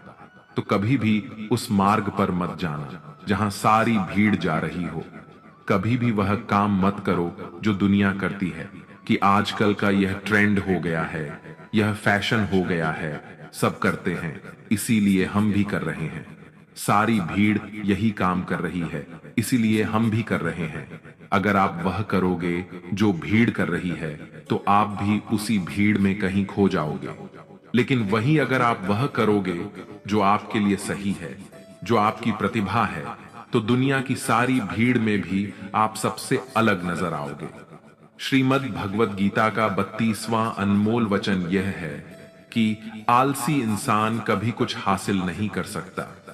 अधिकतर लोग सिर्फ योजनाएं ही बनाते रहते हैं कि मुझे बड़ा घर चाहिए, मुझे बड़ी गाड़ी चाहिए, मैं दुनिया घूमना चाहता हूं, मुझे यह चाहिए, वह चाहिए। यह हर कोई सोच लेता है, लेकिन उस पर मेहनत करना, अपना कर्म करना वो नहीं करते। क्योंकि चाहना तो बहुत आसान है, लेकिन उसके लिए कर्म करते रहना वह बहुत मुश्किल है। हर कोई चाहता है कि मेरा शरीर फिट हो, लेकिन उसके लिए एक्सरसाइज करना जरूरी है, जो आपको ही करना होगा। जो इंसान आलसी बनकर बैठा रहता है, उसे ना ही अच्छा शरीर मिलता है और ना ही अच्छा जीवन मिलता है। तो अगर जिंदगी में कुछ पाना चाहते हो, तो आलस्य को अपनी जिंदगी से दूर कर दीजिए। आलस्य के चलते आपको कुछ मिलने वाला तो नहीं है, बल्कि जो आपके पास है वह भी गवा दोगे। श्रीमद् भगवत गीता का 33वां अनमोल वचन यह है कि बुरा इंसान कभी अपनी बुराई नहीं छोड़ेगा, चाहे आप उसके साथ कितना भी अच्छा चलो, वह आपको तकलीफें अवश्य ही देगा। इसलिए जो जैसा है आप उसके साथ वैसा ही व्यवहार करें। बुरे इंसान के साथ आप कितना भी अच्छा बन जाओ, वह कभी अच्छा नहीं बनने वाला। दुर्योधन जंगल में पांडवों को मारने के लिए गया था, लेकिन वहां पर लोगों ने दुर्योधन को पकड़ लिया। उसका मित्र कर्ण भी उसे छोड़कर भाग गया। वे भील दुर्योधन को मार देना चाहते थे, लेकिन युधिष्ठिर अपने भाई की रक्षा करने के लिए वहां पहुंच गया और उसके जीवन की रक्षा की। लेकिन उसके बाद क्या हुआ? वह हमेशा पांडवों का नुकसान ही करता रहा। इसलिए अगर कोई इंसान बुरा है, उसके साथ आप ज्यादा अच्छा बनने की कोशिश ना करो। जो जैसा है उसके साथ वैसा ही व्यवहार करो। श्रीमद् भगवत गीता का 34वां अनमोल वचन यह है कि करीबी और गरीबी के अनुभव जीवन में ऐसे सबक सिखाते हैं जो इंसान को अंदर से बदलने पर मजबूर कर देते हैं। जिस तरह से आप दूसरों से बात करते हैं, उसी तरह से दूसरों की बात भी सुनने की आदत डालनी चाहिए। इस शिक्षा में भगवान को सबसे करीबी दोस्त बनाने की सलाह दी जाती है, क्योंकि परमात्मा ही एकमात्र ऐसा साथी है जो तब भी हमारे साथ रहता है जब सारी दुनिया हमें छोड़ देती है। इसीलिए आपको ऐसे लोगों से दोस्ती करनी चाहिए जो आपको बेहतर बनने के लिए प्रेरित करें, जो आपकी परवाह करें और आपको घर जैसा महसूस कराए। सच्चे दोस्त वे होते हैं जो आपकी सहायता करते हैं और आपको समझते हैं। मृत्यु के समय आपकी कोई भी नहीं सुनेगा, केवल आपके कर्म ही यह निर्धारित करेंगे कि आपको किस दिशा में ले जाया जाएगा। इस शिक्षा का एक और महत्वपूर्ण पहलू यह है कि जीवन की चुनौतियों से भागना नहीं चाहिए और न ही भाग्य या ईश्वर की इच्छा का बहाना बनाना चाहिए। धैर्य बनाए रखें, क्योंकि सही समय आने तक आपको खुद को स्थिर और मजबूत रखना होगा। इंसान का सबसे अच्छा मित्र उसका आत्मा और मन होता है, जो अच्छी बातों पर उसे शाबाशी देता है और बुरी बातों पर उसे सही रास्ते पर ले आता है। इसीलिए अपने कर्मों पर ध्यान दें और अपने आत्मा और मन को सबसे अच्छा साथी माने, क्योंकि वे ही आपको जीवन में सही दिशा दिखाएंगे। श्रीमद् भगवत गीता का 35वां अनमोल वचन यह है कि कई बार लोग कहते हैं, मेरा तो समय ही खराब चल रहा है, मुझे नहीं समझ आता कि मैं क्या करूं, कैसे अपने बुरे समय को अच्छे समय में बदलूं। सच तो यह है कि आपको एक चीज जो बुरे समय में जरूर करनी चाहिए और बहुत से लोग यह चीज करना छोड़ देते हैं। चलिए इसे समझते हैं एक कहानी के माध्यम से। एक बार एक बहुत ही गरीब किसान था। वो गरीब था, मेहनती था, मगर खुश था। वह सुबह उठकर केवल 10 मिनट मंदिर में जाकर भगवान के आगे हाथ जोड़कर प्रार्थना करता था। उस किसान की पत्नी भी हर रोज किसान के साथ मंदिर जाती। प्रार्थना करके वह सारा दिन अपने खेतों में काम करता। उसका जीवन बहुत ही अच्छा चल रहा था। अपनी मेहनत की कमाई से वह कुछ ज्यादा तो नहीं कमा पाता था, लेकिन फिर भी जितना कमाता था उसमें भी कुछ पैसे लोगों की भलाई में लगा देता था। एक बार उनके गांव में एक बीमारी फैल गई। किसान का इकलौता लड़का बहुत बीमार हो गया। किसान के गांव में इस बीमारी के इलाज के लिए कोई अच्छा डॉक्टर नहीं था। पास के शहर में उस लड़के को ले जाया गया। शहर के इस अस्पताल का इलाज बहुत ही महंगा था। उस बेचारे किसान के लिए अस्पताल के डॉक्टर की फीस, दवाइयों का खर्चा आदि दे पाना बहुत ही मुश्किल था। किसान दिन प्रतिदिन हिम्मत हारता जा रहा था। एक दिन अस्पताल में बैठे बैठे वह इतना हताश हो गया कि वह जोर जोर से रोने लगा और कहने लगा, पता नहीं किस चीज का बदला ले रहा है भगवान। कभी वह खुद को कोसता है तो कभी परमात्मा को। किसान की पत्नी को अटूट विश्वास था, पर किसान को आशा की कोई किरण नजर नहीं आ रही थी। अस्पताल के कुछ दूरी पर एक मंदिर था। किसान की पत्नी उस मंदिर में हर रोज प्रार्थना करने जाती, पर किसान का दिल नहीं करता। डॉक्टर ने किसान से कहा, उसके बच्चे के इलाज के लिए 10,000 रुपयों की आवश्यकता है। किसान के लिए इतनी बड़ी रकम इकट्ठा कर पाना असंभव था। किसान की पत्नी अब भी मंदिर जाती। वह भगवान के आगे हाथ जोड़कर प्रार्थना करती कि उसका पुत्र ठीक हो जाए। एक दिन मंदिर में एक सेठ आया। उसने किसान की पत्नी को बताया कि उसने किसान की बात उस दिन अस्पताल में सुनी, जिस दिन किसान रो रहा था। सेठ ने बताया, उस दिन सेठ की पत्नी भी अस्पताल में थी। अब वह पूरी तरह से ठीक हो गई थी और घर चली गई। सेठ को बातों ही बातों में पता चल गया कि किसान को 10,000 रुपयों की आवश्यकता है। तो सेठ ने तुरंत अपनी जेब से पैसा निकाल कर देते हुए कहा, उसके पास इस समय 10,000 रुपए ही हैं, जिसे वह रख ले। साथ में सेठ जी ने कागज पर अपना पता लिखते हुए कहा, अगर उनको और पैसों की आवश्यकता हो तो वे बेझिझक मांग लें। किसान की पत्नी ने उत्तर दिया, इस कागज की कोई आवश्यकता नहीं है। वो जानती है कि ये पैसे उसको किसने भी की प्राप्ति नहीं हो जाती। यानी जब तक कर्म करने वाला अपने कर्म के परिणामों को पूर्ण रूप से भोग ना ले, किसी को समय से पहले और भाग्य से अधिक नहीं मिल पाता। श्रीमद् भगवद गीता का 36वां अनमोल वचन यह है कि अध्यात्म से जुड़े। एक आध्यात्मिक ज्ञान ही जीवन को सुकून की तरफ ले जा सकता है। आध्यात्मिक ज्ञान आपको मानसिक और आत्मिक रूप से मजबूत बनाएगा। इसलिए ईश्वर पर विश्वास करें और ईश्वर द्वारा प्रदान की गई शिक्षाओं का पालन करें। लोगों की बातों पर जितना ध्यान देंगे, उतना ही आपका खुद पर से विश्वास कम होता जाएगा। इसलिए खुद पर विश्वास कर खुद के दम पर आगे बढ़ो और स्वयं ही अपना मार्ग तय करो। जीवन में किसी भी पल कुछ भी हो सकता है। जीवन सीमित है, समय व्यर्थ मत करो। बुरे अतीत को याद करके दुखी होने से अच्छा है कि उससे सीख लो और अपने वर्तमान को सुधार कर एक बेहतर भविष्य का निर्माण करो। कर्म करो और ईश्वर पर भरोसा रखो। क्या होगा क्या नहीं, यह ईश्वर पर छोड़ दें। जितना अधिक पुरुषार्थ करोगे, स्वर्ग का मार्ग उतना ही सरल होगा। स्वयं को ईश्वर के चरणों में सौंप दो। नित्य अच्छे कर्म करो और लोगों की भलाई करो और उन्हें सही राह दिखाओ। एक ज्ञानवान व्यक्ति कभी भी कामुक सुख में आनंद नहीं लेता। इसलिए ज्ञानी व्यक्ति, जो हो गया वह अच्छा हुआ, जो हो रहा है वह अच्छा हो रहा है और जो होगा वह भी अच्छा ही होगा, इसी पर अडिग विश्वास करता है।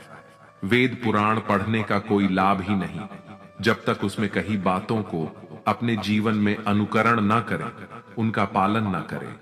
रावण बुद्धिमान अवश्य था, किंतु ज्ञानी नहीं।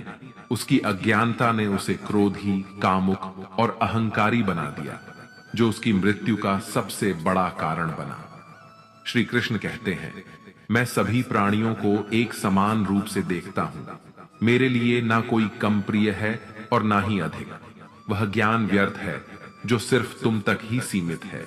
उस ज्ञान का कोई लाभ नहीं जिससे समाज एवं जगत का कल्याण ना किया जा सके। तुम क्यों व्यर्थ में चिंता करते हो? तुम क्यों भयभीत होते हो? कौन तुम्हें मार सकता है? आत्मा ना कभी जन्म लेता है और ना ही इसे कोई मार सकता है। यही जीवन का अंतिम सत्य है। मनुष्य का कर्म ही मनुष्य को ईश्वर के नजदीक लाता है या ईश्वर से दूर कर देता है। इसलिए हमेशा अच्छे कर्म ही करें।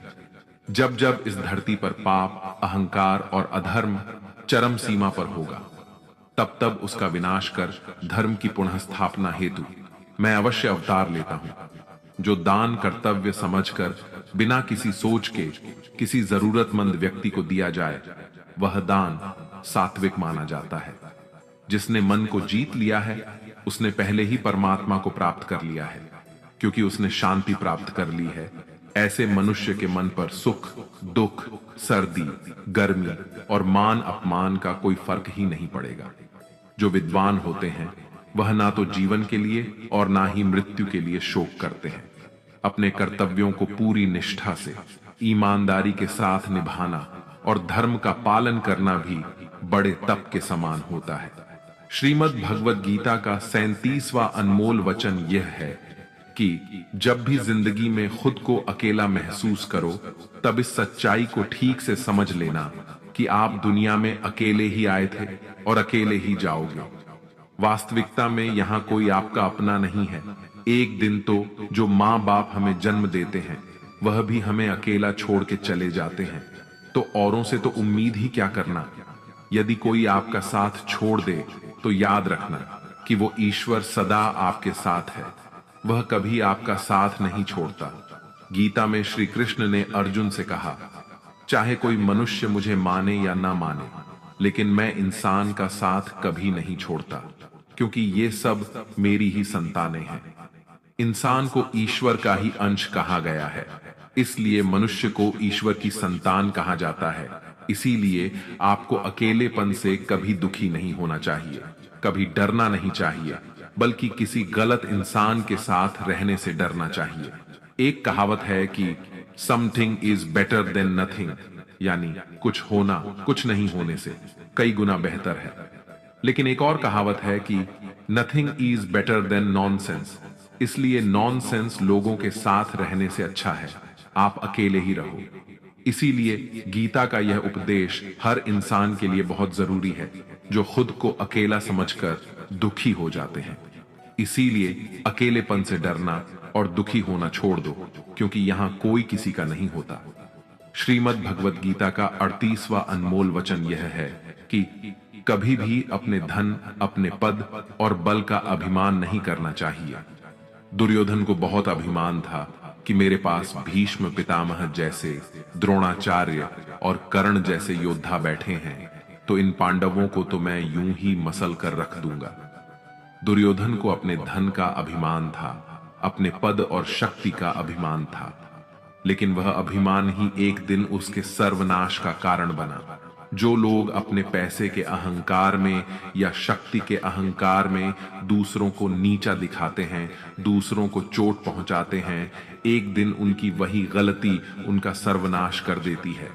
इसलिए जीवन में आप चाहे कितने भी सफल हो जाएं, कितने भी बड़े इंसान हो जाएं, लेकिन उसका अभिमान दूसरों को कभी मत दिखाना।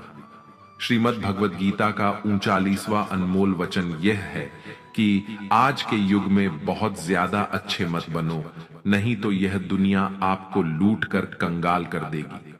पांडवों की कहानी यह शिक्षा देती है कि ज्यादा अच्छा बनना आपको कई बार बहुत दुख दे सकता है। पांडव हमेशा धर्म के मार्ग पर चलते थे, कभी कोई गलत काम नहीं किया, लेकिन उनका सारा राजपाट चला गया। उनकी पत्नी को भरी सभा में नग्न करने की कोशिश की गई। भिक्षा लेकर के उन्हें अपनी जिंदगी गुजारनी पड़ी। कारण क्या था? यह कि वे कुछ ज्यादा ही अच्छे बने हुए थे। यह तो तब की बात है, और आज की दुनिया तो और भी बदल चुकी है। लोग अच्छे इंसान को इज्जत कम देते हैं, बल्कि उसका इस्तेमाल ज्यादा किया जाता है। अगर आप भी लोगों के साथ अच्छा रहते हैं तो आप इस चीज को खुद अनुभव कर पाएंगे। आप जितना लोगों के साथ अच्छा चलते हैं, लोग आपके साथ उतना ही गलत व्यवहार करते हैं। लोग आपका उतना ज्यादा इस्तेमाल करते हैं। आप दूसरों की खुशी के लिए कुछ भी करते जाते हैं और लोग सिर्फ आपका फायदा लेने में लगे रहते हैं। इसीलिए आज के जमाने में खुश रहना है, ना तो बहुत ज्यादा अच्छे मत बनो। इसका मतलब यह नहीं कि आप बुरे इंसान बन जाओ। आप अच्छे और सच्चे कर्म करो और अपनी नजर में अच्छे बनते रहो। दुनिया की नजर में अच्छे बनने की कोशिश कभी मत करना। श्रीमद् भगवद गीता का 40वां उपदेश यह है कि आंखों से सच दिखने वाली बात पर भी एकदम से जल्दी भरोसा नहीं करना चाहिए। ऐसी बहुत सी कहानियां आपने सुनी होंगी कि कई बार आंखों से दिखने वाली बात भी सच नहीं होती है।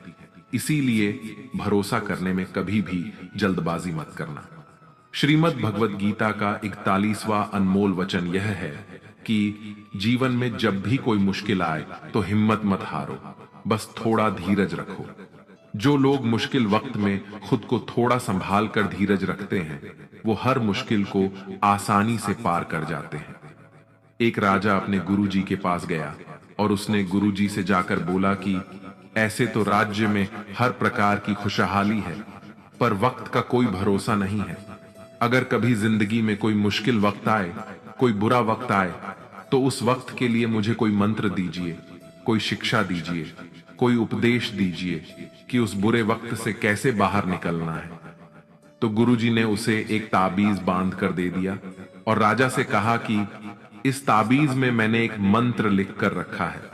जब तुम्हारी जिंदगी में बहुत बुरा वक्त आए और तुम्हें लगे कि इससे बुरा तो अब कुछ हो ही नहीं सकता, उस समय पर यह ताबीज खोलकर तुम इस मंत्र को पढ़ लेना।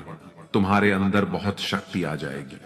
और एक दिन ऐसा हुआ भी कि उस राजा के राज्य पे किसी दूसरे राजा ने आक्रमण कर दिया और इस राजा की ऐसी स्थिति हुई कि उसे अपना राज्य छोड़कर अपने कुछ लोगों के साथ भागना पड़ा। उस समय पर राजा बहुत दुखी था और विचार करने लगा कि गुरुजी ने मुझे ताबीज दिया था और कहा था कि जब जिंदगी में बहुत बुरा वक्त आए तब उसे खोलकर पढ़ना, और इसके अंदर जो मंत्र लिखा हुआ है वह मेरे अंदर शक्ति भर देगा। राजा ने विचार किया कि इससे बुरा वक्त और क्या हो सकता है। उसने गुरुजी का दिया हुआ वह ताबीज खोला और उसके अंदर लिखा हुआ था कि यह वक्त भी गुजर ही जाएगा। इस वचन को पढ़कर राजा के मन में एक शक्ति आई और विश्वास जागा कि यह जो बुरा वक्त है यह भी टिकने वाला नहीं है, यह भी निकल ही जाएगा। इसलिए मुझे हिम्मत नहीं हारनी है। और उस राजा ने वापस अपने सैनिकों को जमा करके अपनी सेना को खड़ा किया और उस राजा पर हमला करके अपना राज्य वापस प्राप्त किया। तो जिंदगी में स्थिति चाहे कितनी भी बुरी क्यों ना हो, वह हमेशा के लिए नहीं रहने वाली, वह भी एक दिन गुजर जाएगी। वक्त चाहे कैसा भी हो, एक दिन जरूर बदल जाएगा। हमारी जिंदगी में न जाने कितनी बार दुख आए, कितनी बार मुश्किल वक्त आया, लेकिन हम हर बार निकल जाते हैं। ऐसे ही आपकी जिंदगी में जब कोई मुश्किल वक्त आए, बुरा वक्त आए, तो मन में यह विश्वास रखना कि यह वक्त भी एक दिन गुजर ही जाएगा।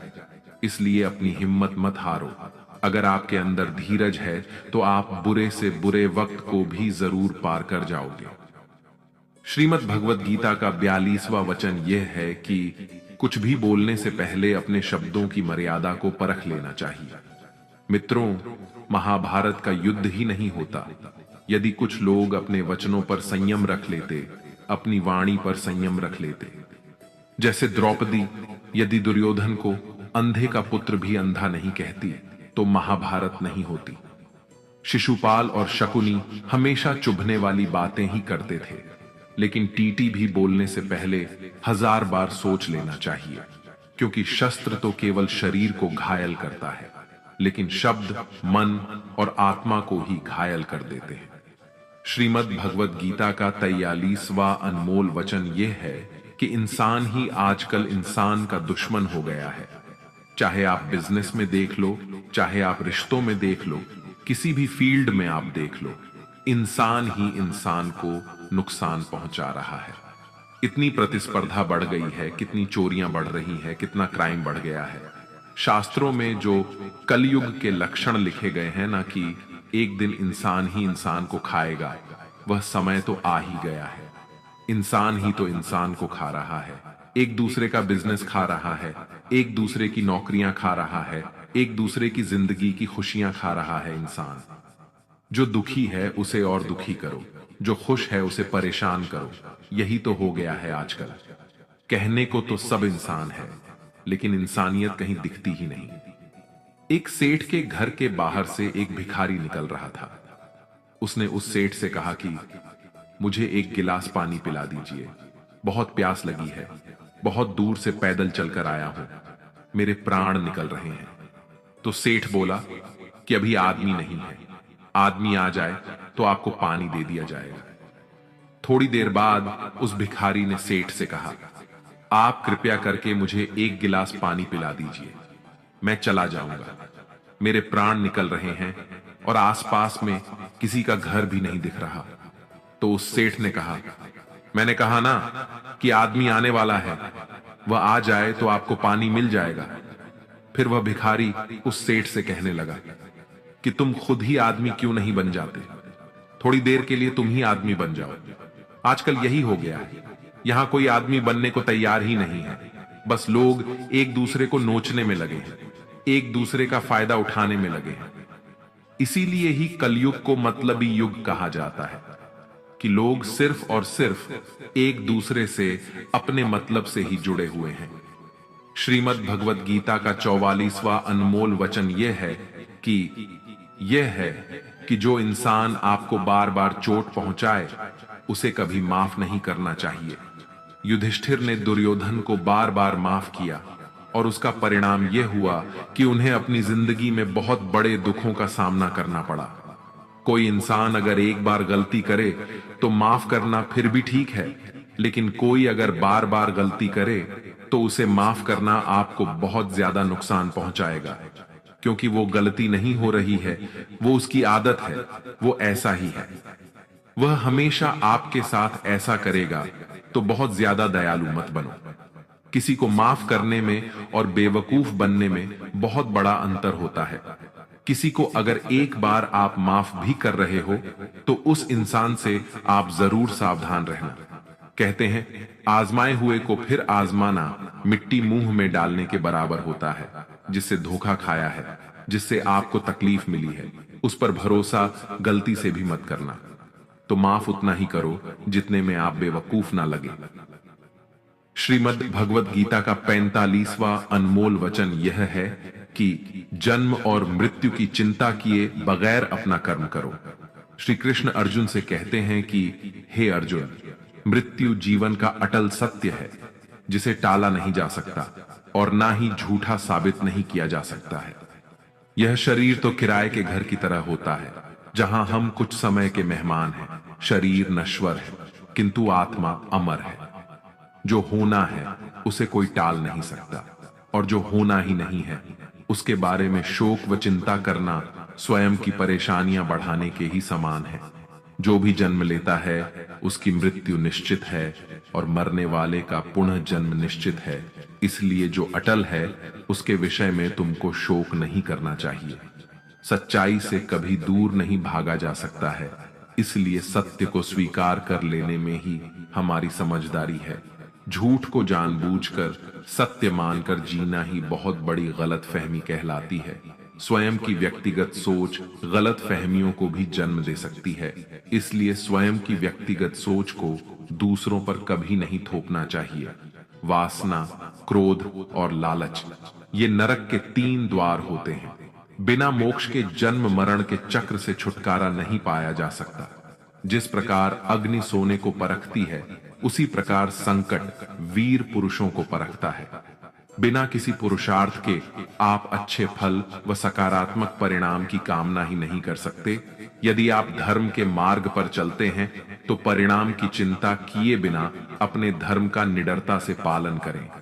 श्रीमद् भगवत गीता का 46वां अनमोल वचन यह है कि बीते समय को भुलाकर आज में जीने में ही समझदारी है। आप अपने गुजरे हुए बुरे वक्त को भूल जाओ, क्योंकि अगर आप गुजरे हुए वक्त के दुख में जीते रहोगे, उसके पश्चाताप में जीते रहोगे, तो आज भी आप कभी खुश नहीं रह पाओगे। समझदार लोग जो समय चला गया है उसका दुख कभी नहीं करते। आपका बीता हुआ कल कैसा भी क्यों ना हो, पर उसका प्रभाव आपके आज पर नहीं पड़ना चाहिए। जो भी आपके साथ हुआ उससे सबक लो, शिक्षा लो कि अब यह जिंदगी में आगे नहीं होने देंगे हम, और जीवन में आप आगे बढ़ जाओ। कई बार लोग रोते रहते हैं कि उस इंसान ने मेरे साथ इतना गलत किया, इसीलिए आज जिंदगी में मैं इतना दुखी हूं। लोग कोसते रहते हैं दूसरों को कि उसकी वजह से मेरी जिंदगी में दुख है, उसकी वजह से मेरी जिंदगी खराब हो गई है। लेकिन जब तक आप उसे कोसते रहेंगे, आप जिंदगी में कभी खुश नहीं रह पाएंगे, कभी आगे नहीं बढ़ पाएंगे। जो हुआ, जो लोगों ने आपके साथ किया, उसे आप बदल नहीं सकते, लेकिन आपका आज आप जरूर बदल सकते हैं। कल के दुख से छूटना चाहते हो तो कल में नहीं, आज में जीना शुरू करो। आपको ऐसा एक भी इंसान नहीं मिलेगा जो अपने कल में जीता हो और प्रसन्न रहता हो। सिर्फ वही इंसान खुश रहेगा जो अपने आज में जीता है। कल में जीने वाला इंसान किसी ना किसी पीड़ा से जुड़ा होता है, किसी ना किसी दुख, किसी ना किसी पश्चाताप से जुड़ा होता है। कल में जीना आपकी जिंदगी की सारी खुशियां छीन लेगा। तो जितना हो सके अपने पास्ट को भूल जाइए और अपने वर्तमान में जीना शुरू कीजिए। श्रीमद् भगवद गीता का 47वां अनमोल वचन यह है कि जीवन में कई बार नया शुरू करने के लिए पुराने को पूरी तरह से मिटाना पड़ता है। श्री कृष्ण से कुंती ने पूछा था कि हे कृष्ण, क्यों तुमने इतना बड़ा महायुद्ध करवा दिया? तो श्री कृष्ण ने बोला कि अधर्म बहुत बढ़ गया था और इस अधर्म का पूरी तरह से नाश करने के लिए, एक नए युग को लाने के लिए पुराने का सर्वनाश करना बहुत जरूरी होता है। जब कोई भवन पूरी तरह से खंडहर हो जाता है, बहुत पुराना हो जाता है, तो उसे पूरी तरह से तोड़कर फिर से नवनिर्माण होता है। ऐसे ही आपके जीवन में भी आपको कुछ नया करना है तो पुराने को पूरी तरह से मिटाना होगा। श्रीमद् भगवद गीता का अड्डी 47वां अनमोल वचन यह है कि जो आपके मुंह पर अपनापन दिखाए और आपकी पीठ पीछे आपको नुकसान पहुंचाए, ऐसे लोगों से दूर ही रहना चाहिए। चाणक्य ने कहा है कि ऐसे लोग उस घड़े की तरह होते हैं जिसके मुंह में तो अमृत लगा है, लेकिन जिसके भीतर जहर भरा होता है। आप जिसे अमृत समझकर पी जाते हैं, वास्तविकता में वो जहर ही होता है। तो ऐसे लोगों को जहर की तरह छोड़ देना चाहिए जो अपनेपन का दिखावा करें और पीछे से हमेशा आपको नुकसान पहुंचाए।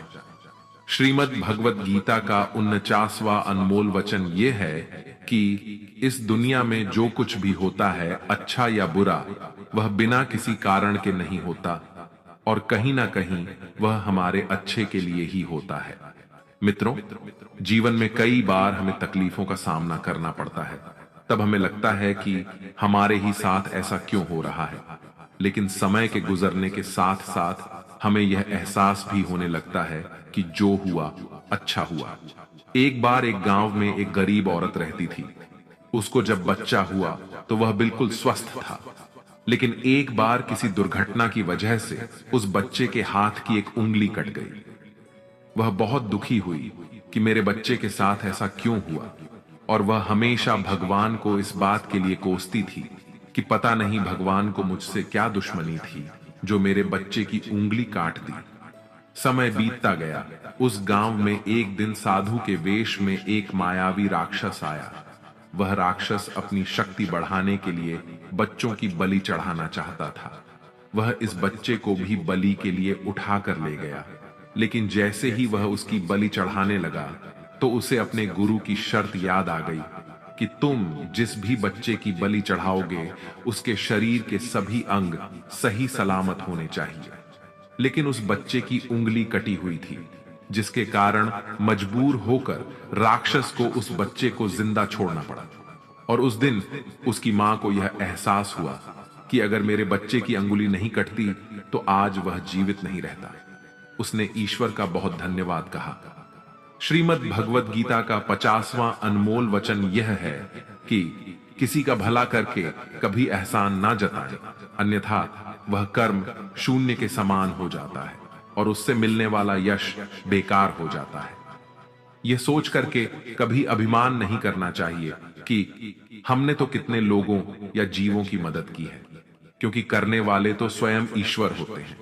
आप तो मात्र एक माध्यम हैं, कठपुतली हैं। ज्ञान सदैव बुद्धि को उत्तम व श्रेष्ठ बनाता है, इसलिए ज्ञान अर्जित करते रहे और बांटते रहे, ताकि दूसरों का भी जीवन संवर जाए। जो व्यक्ति फल की आशा हेतु कर्म करता है, वह कर्म से ही बंध कर रह जाता है। मेरा तेरा छोटा बड़ा अपना पराया मन से मिटा दो, फिर सब तुम्हारा है और तुम सबके हो।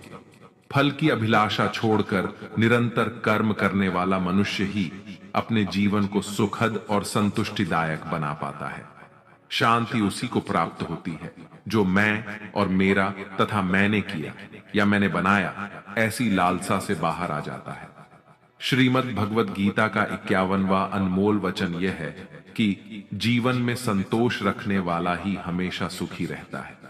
मनुष्य को जो कुछ नहीं मिलता, उसका दुख या शोक करने की बजाय ईश्वर ने जो कुछ भी दिया है उसका आनंद लेना चाहिए। दोस्तों, एक बार की बात है, एक आदमी सागर के किनारे घूम रहा था। तभी एकदम उसकी नजर चांदी के एक डंडे पर गई जो बहते बहते किनारे पर आ गया था। वह खुश हुआ और झटपट उस डंडे को उठा लिया।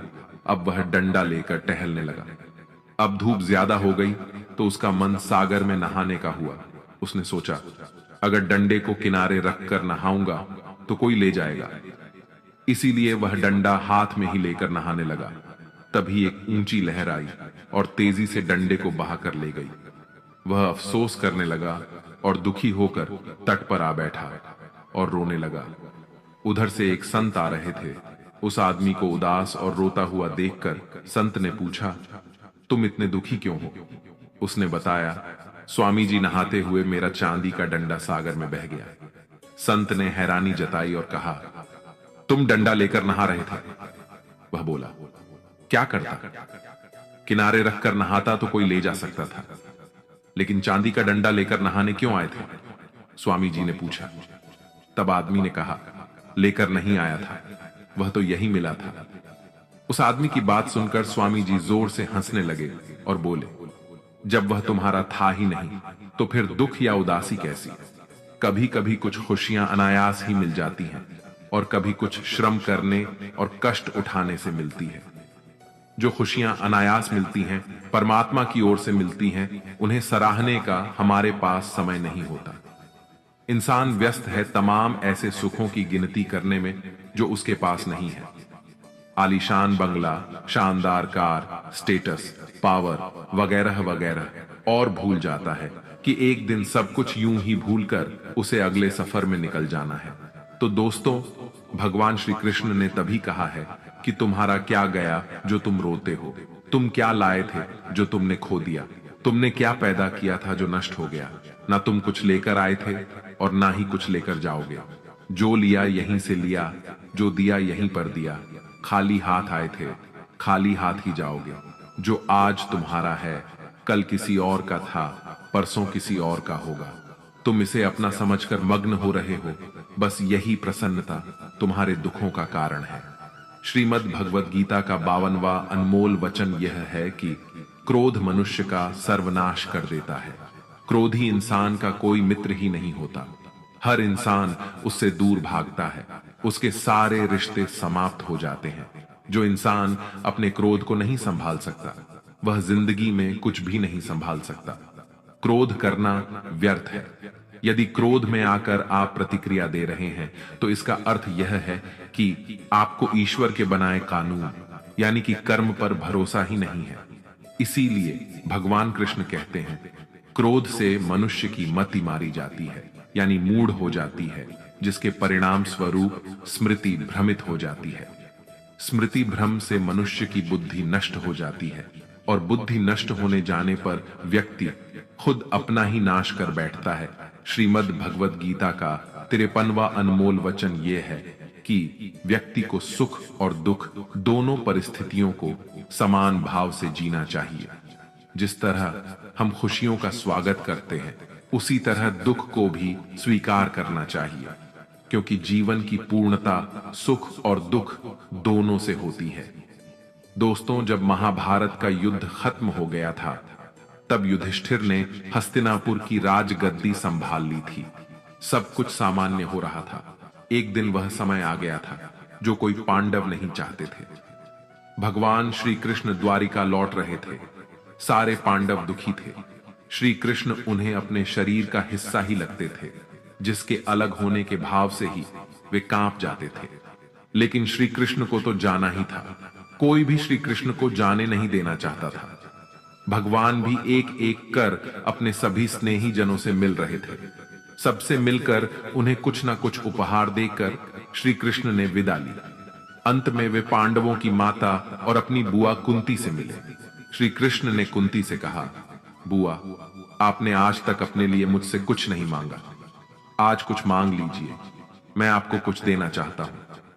कुंती की आंखों में आंसू आ गए। उन्होंने रोते हुए कहा कि हे श्री कृष्ण, अगर कुछ देना ही चाहते हो तो मुझे दुख दे दो, मैं बहुत सारा दुख चाहती हूं। श्री कृष्ण आश्चर्यचकित हो गए। श्री कृष्ण ने पूछा कि ऐसा क्यों? बुआ, तुम्हें दुखी क्यों चाहिए? कुंती ने जवाब दिया कि जब जीवन में दुख रहता है तो तुम्हारा स्मरण भी रहता है। हर वक्त तुम याद आते हो। सुख में तो यदा कदा ही तुम्हारी याद आती है। तुम याद आओगे तो मैं तुम्हारी पूजा और प्रार्थना भी कर सकूंगी। तभी दोस्तों, भगवान श्री कृष्ण कहते हैं कि जो न कभी हर्षित होता है, न द्वेष करता है, न शोक मनाता है, न कामना करता है, तथा जो शुभ और अशुभ कर्मों का त्यागी है, ऐसा भक्ति युक्त पुरुष ही मुझे अति प्रिय है। श्रीमद् भगवद गीता का 54वां अनमोल वचन यह है कि बहुत ज्यादा मीठा बोलने वालों से और ज्यादा तारीफ करने वालों से सावधान रहना चाहिए, क्योंकि लोग मीठा सिर्फ तभी बोलते हैं जब उनको आपसे अपना मतलब निकालना होता है। आपकी तारीफ भी सिर्फ तभी की जाती है जब उन्हें आपसे अपना काम निकालना होता है। याद रखना कि तारीफ आपको जिंदगी में कभी भी मुफ्त में नहीं मिलने वाली। अगर कोई आपकी तारीफ कर रहा है तो कुछ ना कुछ उसके लिए आपको चुकाना ही पड़ेगा। इसीलिए जो बहुत ज्यादा मीठा बोलते हैं या जो आपकी तारीफ करते हैं, उनसे जरा सावधान रहना चाहिए। श्रीमद् भगवद गीता का 55वां अनमोल वचन यह है कि अपने मन को शांत रखना सीखो, क्योंकि अशांत मन जीवन में सिवाय दुख के आपको और कुछ नहीं देने वाला, और एक शांत मन आपको जीवन में प्रेम और आनंद ही देगा। दुख और सुख सिर्फ शांत और अशांत मन के परिणाम है। अशांत मन दुख को ही जन्म देता है और शांत मन परम आनंद को जन्म देता है। मन में शंकाओं को कभी जन्म न दो। ये शंकाएं मन में गलत फहमियों के पहाड़ बना देती हैं, जिससे जीवन का सुख चैन छिन जाता है। तभी श्री कृष्ण कहते हैं कि मनुष्य को अपने मन को वश में रखना चाहिए। जो कोई अपने मन को वश में कर लेता है, उसका मन उसका मित्र बन जाता है, और जो कोई अपने मन को वश में नहीं रख पाता, उसका मन उसका सबसे बड़ा शत्रु बन जाता है। श्रीमद् भगवद गीता का 56वां अनमोल वचन यह है कि जीवन में आपकी सफलता या असफलता बहुत कुछ आपकी संगत पर निर्भर करती है। मित्रों कहते हैं कि जैसी संगत वैसी रंगत, और जैसी रंगत वैसा जीवन। आप लाख अच्छे हैं, लेकिन यदि आपकी संगत बुरी है तो आप बर्बाद हो जाएंगे। लेकिन यदि आप लाख बुरे हैं और आपकी संगत अच्छे लोगों से है और आप उनकी सुनते भी हैं, तो निश्चित ही आप आबाद हो जाएंगे। कौरवों के साथ शकुनी जैसे लोग थे, तो पांडवों के साथ कृष्ण। शकुनी मामा जैसी आपने संगत पाल रखी है तो आपका दिमाग चलना बंद ही समझो, क्योंकि वो कहते हैं कि धर्म से भरा हृदय धर्म का परामर्श देता है, जबकि अधर्म से भरा हृदय अधर्म का परामर्श देता है। आप चाहे कितने भी अच्छे हों, लेकिन अगर बुरे लोगों के साथ रहोगे तो आपका भी वही हाल होगा जो बुरे लोगों का होता है। भीष्म पितामह एक ब्रह्मचारी थे, धर्मात्मा थे, लेकिन वह अधर्म के पक्ष मंभ खड़े हो गए। द्रोणाचार्य भी एक ब्राह्मण थे, लेकिन वह अधर्म के पक्ष में खड़े हो गए तो अंत में उनका वही हाल हुआ जो एक अधर्मी इंसान का होता है। उनको मृत्यु के समय भयानक पीड़ा का सामना करना पड़ा। इसीलिए गलत संगत में कभी नहीं रहना चाहिए, क्योंकि कई बार आपको उनके संग में रहने की वजह से उनके ही कर्मों की सजा मिलने लगती है। फिर आपको समझ नहीं आता कि मैंने तो कुछ किया भी नहीं, मैं तो सिर्फ उनके साथ रहता हूं, मुझे दुख क्यों मिला। बुरे लोगों का संग आपकी जिंदगी में कभी खुशी नहीं लाएगा, इसलिए हमेशा अच्छी संगत में रहना चाहिए। श्रीमद् भगवद गीता का 57वां अनमोल वचन यह है कि जीवन में जो भी कार्य करें उसमें पारंगत बने, अर्थात अपने कार्य के मास्टर बने, उसका पूरा ज्ञान अर्जित करें। कहते हैं कि अधूरा ज्ञान सबसे खतरनाक होता है। इस बात का उदाहरण है अभिमन्यु। अभिमन्यु बहुत ही वीर और बहादुर योद्धा था, लेकिन उसकी मृत्यु जिस परिस्थिति में हुई उसके बारे में सभी जानते हैं। मुसीबत के समय यह अधूरा ज्ञान किसी भी काम का नहीं रहता है। आप अपने ज्ञान में निपुणता प्राप्त करें। आपको किसी एक विषय में तो दक्षता हासिल होनी ही चाहिए। इसलिए भगवान श्री कृष्ण कहते हैं, हे अर्जुन, तुम आध्यात्मिक गुरु के पास जाकर सत्य को जानने का प्रयास करो। विनम्र होकर उनसे ज्ञान प्राप्त करने की जिज्ञासा प्रकट करते हुए उनसे ज्ञान प्राप्त करो। जिस प्रकार जलते हुए छोटे से दिए की रोशनी से प्रचंड अंधकार भी समाप्त हो जाता है, उसी प्रकार जब आप मन में मौजूद अज्ञानता से भरे अंधकार रूपी कमरे में सकारात्मक सोच का तेल डालकर ज्ञान का प्रकाश उजागर करेंगे तो अज्ञानता रूपी समक्ष अंधकार स्वतः ही समाप्त हो जाता है। श्रीमद् भगवद गीता का 58वां अनमोल वचन यह है कि फल की आशा से कर्म करने वाले मनुष्य का मन कभी शांत व संतुष्ट नहीं रहेगा, क्योंकि उसकी लालसा हर नए शिखर पर पहुंचती ही रहेगी। ऐसे में उसका मन कभी संतुष्टि का आनंद नहीं भोग पाएगा। जब व्यक्ति फल की अभिलाषा हेतु कर्म करता है और फिर जब उसे उम्मीदों के अनुसार फल की प्राप्ति नहीं हो पाती है, तो वह निराश और दुखी हो जाता है। भगवान श्री कृष्ण अर्जुन से कहते हैं, तुम स्वयं को मुझ में समर्पित कर दो, ईश्वर पर भरोसा रखो और निस्वार्थ, निश्चल, निष्पाप और निष्पक्ष होकर बिना फल की अभिलाषा के कर्म करते जाओ। तुम्हारा जीवन सुख और संतुष्टि से भर जाएगा। देखना, दुख कभी तुम्हें छू नहीं पाएगा और मोक्ष की प्राप्ति हो जाएगी। बार बार जन्म लेने वाली अनंत इच्छाएं मनुष्य को अपनी इंद्रियों का गुलाम बना देती हैं। कर्म अच्छा हुआ तो फल अवश्य मिलेगा और कर्म बुरा हुआ तो दंड भी अवश्य मिलेगा। मैं भूतकाल, वर्तमान और भविष्य में होने वाली प्रत्येक घटना के हर परिणाम को देख सकता हूं। इसलिए परिणाम की चिंता छोड़कर अपने कर्म को निरंतर करते रहो। कर्म अच्छा हो या बुरा, वे तब तक पीछा नहीं छोड़ते जब तक वह कर्म करने वाले को फल की प्राप्ति नहीं हो जाती, यानी जब तक कर्म करने वाला अपने कर्म के परिणामों को पूर्ण रूप से भोग ना ले। किसी को समय से पहले और भाग्य से अधिक नहीं मिल पाता। श्रीमद् भगवद गीता का 59वां अनमोल वचन यह है कि हर काम को समझदारी से करना ही योग्य होता है। कई लोग काम तो करते हैं लेकिन उन्हें हासिल कुछ नहीं होता। बहुत से लोग कहते हैं कि हम तो मेहनत बहुत करते हैं, तब भी जिंदगी में सफलता हासिल नहीं हो रही है। लेकिन सच्चाई यह है कि बहुत कुछ करने से, बहुत मेहनत करने से आपको सफलता नहीं मिलेगी, लेकिन सही तरीके से, सही समझ के साथ काम करने से आपको जिंदगी में सफलता अवश्य मिलेगी। भगवान श्री कृष्ण कहते हैं कि मनुष्य को योग में स्थित होकर, एकाग्रचित होकर अपना कर्म करना चाहिए। मन को एकाग्र करने से मनुष्य को सही और गलत कार्य में अंतर समझ में आने लगता है, जिससे मनुष्य सही मार्ग का अनुसरण करके अपना जीवन सफल बना सकता है। श्रीमद् भगवद गीता का 60वां अनमोल वचन यह है कि भगवान श्री कृष्ण यह कहते हैं कि जो लोग उनकी इन दिव्य शिक्षाओं पर विश्वास नहीं करते, वे इस संसार के सुख दुख के चक्र से कभी मुक्त नहीं हो पाते। ऐसे लोगों की जीवन यात्रा कुछ समय के लिए खुशी से भरी हो सकती है, लेकिन फिर अचानक कोई दुख आकर उन्हें तोड़ देता है। फिर कुछ समय के लिए खुशी वापस आती है और वे सब कुछ भूल जाते हैं, लेकिन कुछ ही समय में फिर से कोई समस्या उत्पन्न हो जाती है। इस तरह उनका जीवन सुख और दुख के चक्र में फंसा रहता है।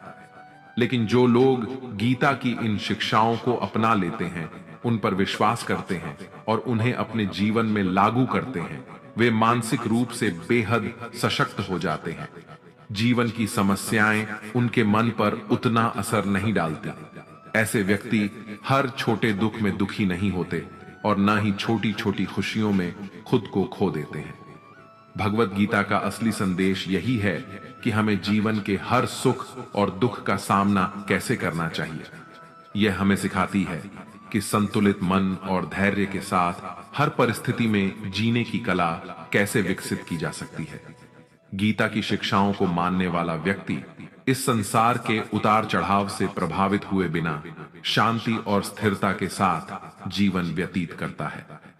दोस्तों, भगवत गीता में श्री कृष्ण कहते हैं कि जीवन का एकमात्र उद्देश्य परोपकार और भक्ति करना है। जरूरतमंद की निस्वार्थ मदद करना है। जो व्यक्ति निरंतर और अविचलित भाव से भगवान के रूप में मेरा स्मरण करता है, वह मुझको अवश्य ही पा लेता है। कोई आपके साथ बुरा करता है तो आपको उसके लिए चिंतित नहीं होना चाहिए, क्योंकि कर्म और समय उसका हिसाब खुद ही कर देगा। जीवन में वही मनुष्य संतुष्ट रह सकता है जो कम से कम में भी खुश है और अधिक पाने या होने की लालसा नहीं रखता। प्रेम पीड़ा नहीं देता, बल्कि ऐसे इंसान से प्रेम करना पीड़ा देता है जिसे आपके प्रेम की कद्र नहीं होती। तो प्रेम सिर्फ उसी इंसान से करे जिसे आपके प्रेम की कदर है। जहां आपको यह एहसास हो जाए कि आपके प्रेम की, आपकी भावनाओं की कदर नहीं है, वहां से आप कृपया करके खुद को दूर ही रखें। मित्रों, आशा है आज के इस वीडियो से आपको कई प्रश्नों के उत्तर जरूर मिले होंगे और आपको हमारा यह प्रयास अवश्य पसंद आया होगा। आपसे अनुरोध है कि आप इस वीडियो को लाइक करें और अपने अधिक से अधिक परिजनों के साथ इसे शेयर करें। अगर आप हमारे चैनल पर नए हैं तो चैनल को सब्सक्राइब करके घंटी को ऑल पर सेट कर लें और कमेंट बॉक्स में जय श्री राधे कृष्ण लिखकर परमात्मा को अपना आभार और प्रेम व्यक्त करना ना भूलें। जय श्री राधे कृष्ण। राधे राधे।